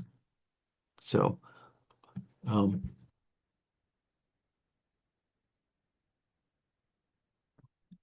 for example, um, um, yeah, I would encourage you to go watch one of those videos about, um, that is specifically, for synchronizing multiple time frames within Bloodhound. So let's say, Blackbird is running on a 1 minute chart. Um, if you add a 1 second chart, that's not going to be, um, well, wait, let's see. Your calculates on price change. Hmm, hmm.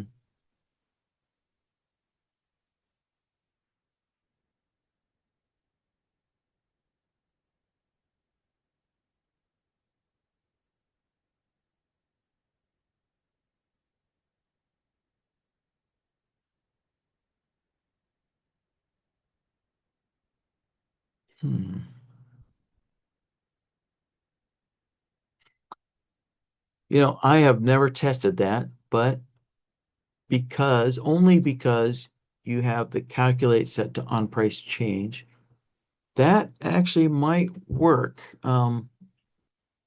Although you would need, let's see, you would need a custom indicator. Um,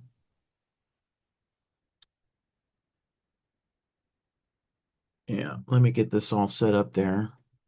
Let's see. So on the 1 second chart, I think this should work just fine.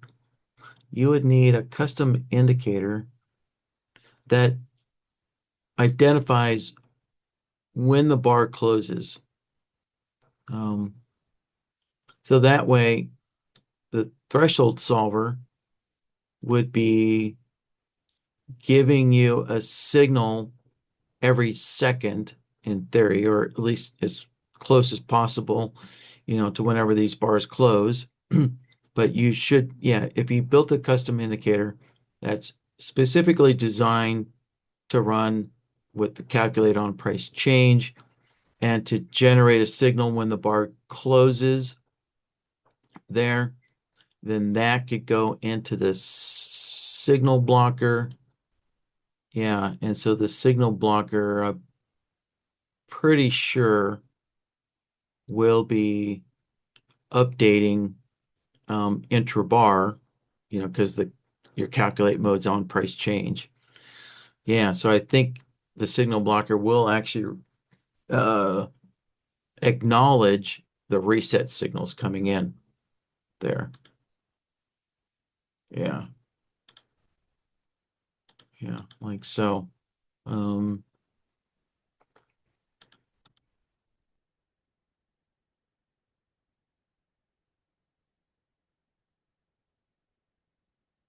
yeah, I think you need to set block signals to 2 bars because of that. Um,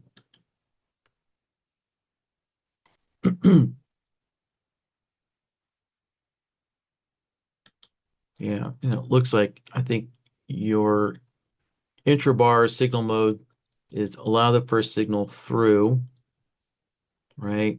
And then the next intrabar signal gets blocked until your custom indicator um, fires off a signal there every second there when the bar closes every second. Yeah. So I believe in theory, I think that should work. Yeah.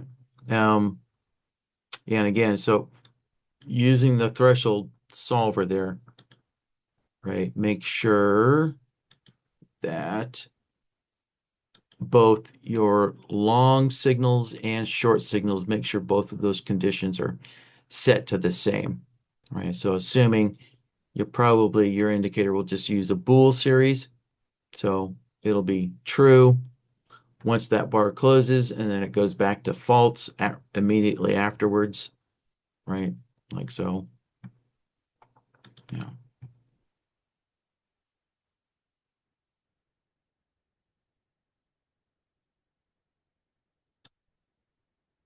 Yeah.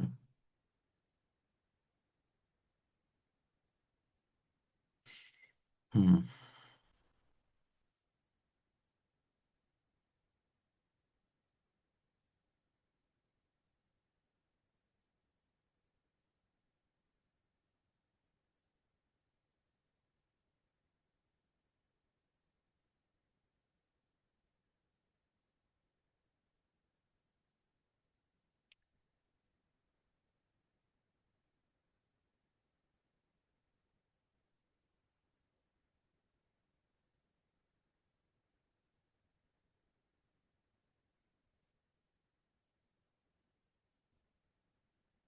Yeah, I don't.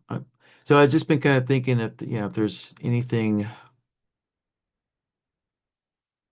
that I'm aware of that I might have forgotten as to why this would not work. So yeah, the key component is I'm pretty sure that the signal blocker will be um, reading those resets um, in accordance with the calculate mode. So with the calculate set to on price change, right? So every time NinjaTrader says, all right, do a calculation. Yeah, that signal blocker should be um, ac acknowledging that and then reading the reset again. So yeah, so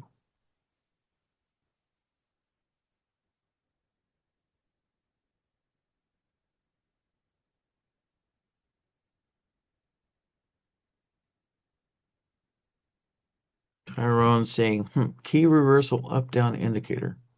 Hmm.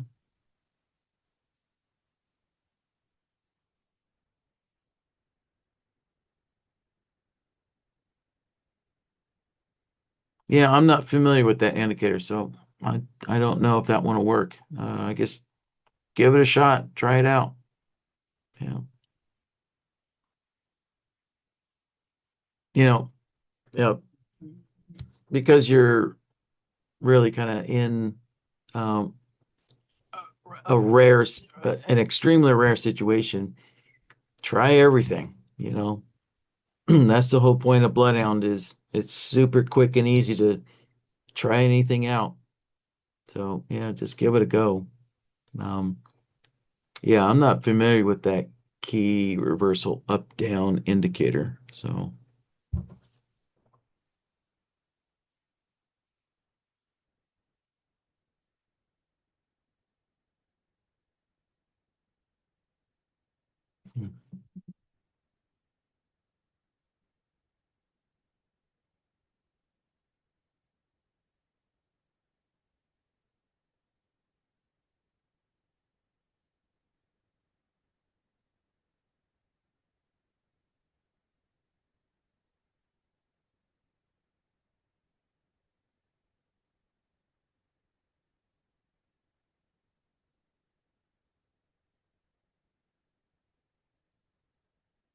oh let's see here. All right. Well,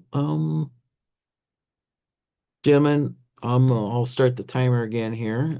So, um, let's see. Oh, hold on. Tyrone's got another comment or question here. Standard in T. Yeah, okay. I know. Yeah, NinjaTrader has a lot of indicators, and a lot of them, admittedly, I haven't fooled around with. So, um,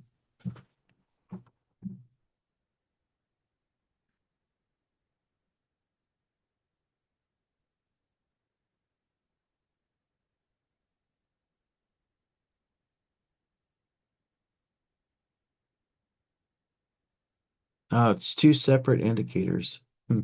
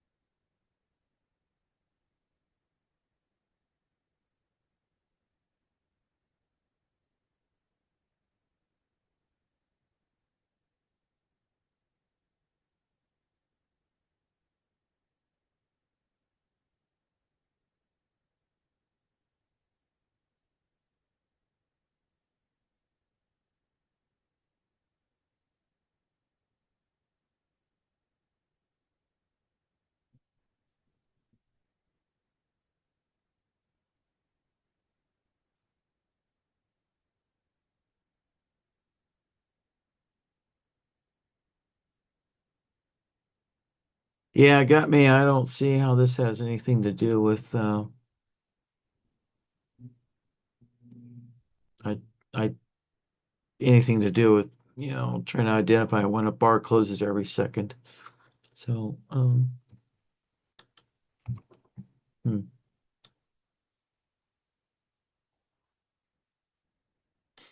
Yeah, so again, in um, all right, what you're so in order to use this 1 second time period, you need an indicator that, excuse me, hold on, let me take a drink of water just a sec.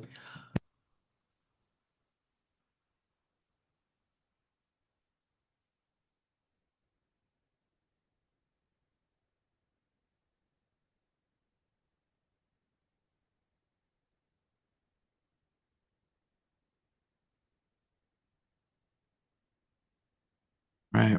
Well, my office is getting a little dry. Time to turn the humidifier on. Yeah, so back to this 1 second time frame here.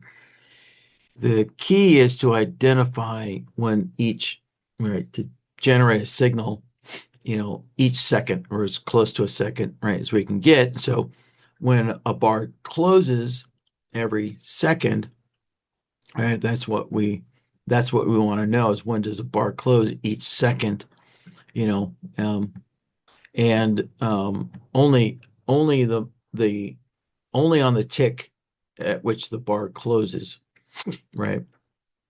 And then while the bar is forming inside of that second, right, there's no output from that indicator, right? And so the threshold solver will generate an output, on that single tick where the bar closes, and then the signal goes away while that second is playing out, and then the signal comes back again when that bar closes, right, a second later. And so you're using that 1 second oscillation to reset your signal blocker. And so the theory is, right, the signal blocker is getting reset once per second. So, yeah.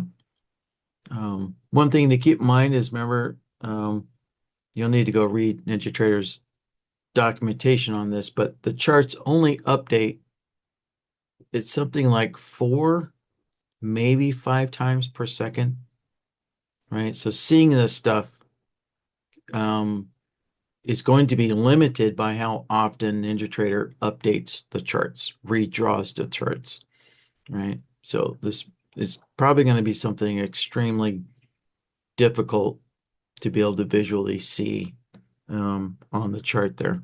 So yeah, so you definitely want to check with NinjaTrader to see how often is NinjaTrader redrawing the charts these days.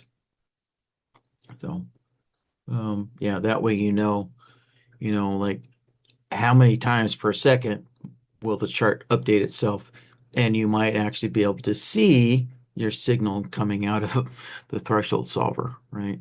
So, yeah.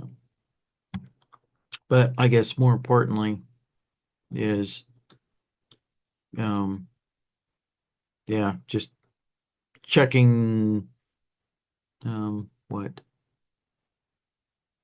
Yeah, checking to see how often the orders are being fired off by Blackbird, right? That's the ultimate test there. But, as you're debugging, it would be nice to be able to visually see your 1 second reset there functioning correctly. So, yeah.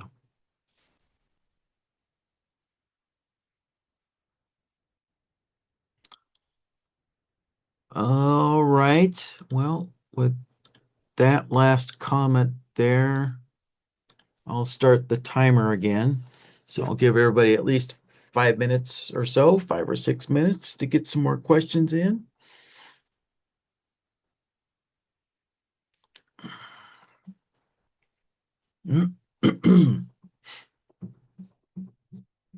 Yeah. So in the meantime, while I'm waiting on questions, I'm just going to mute my microphone.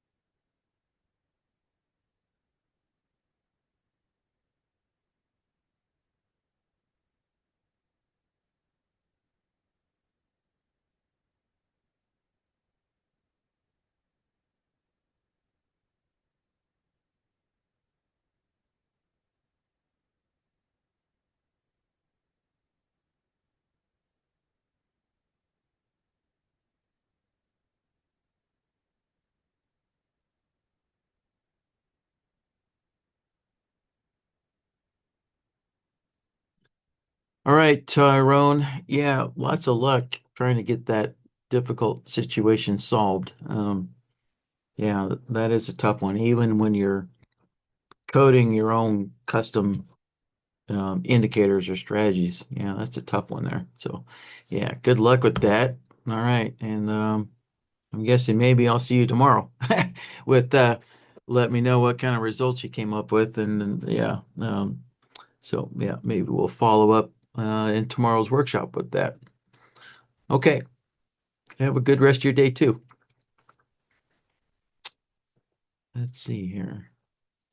All right, couple more minutes, gentlemen. I'll hang around here for a couple more minutes to see if there's any more bloodhound questions here.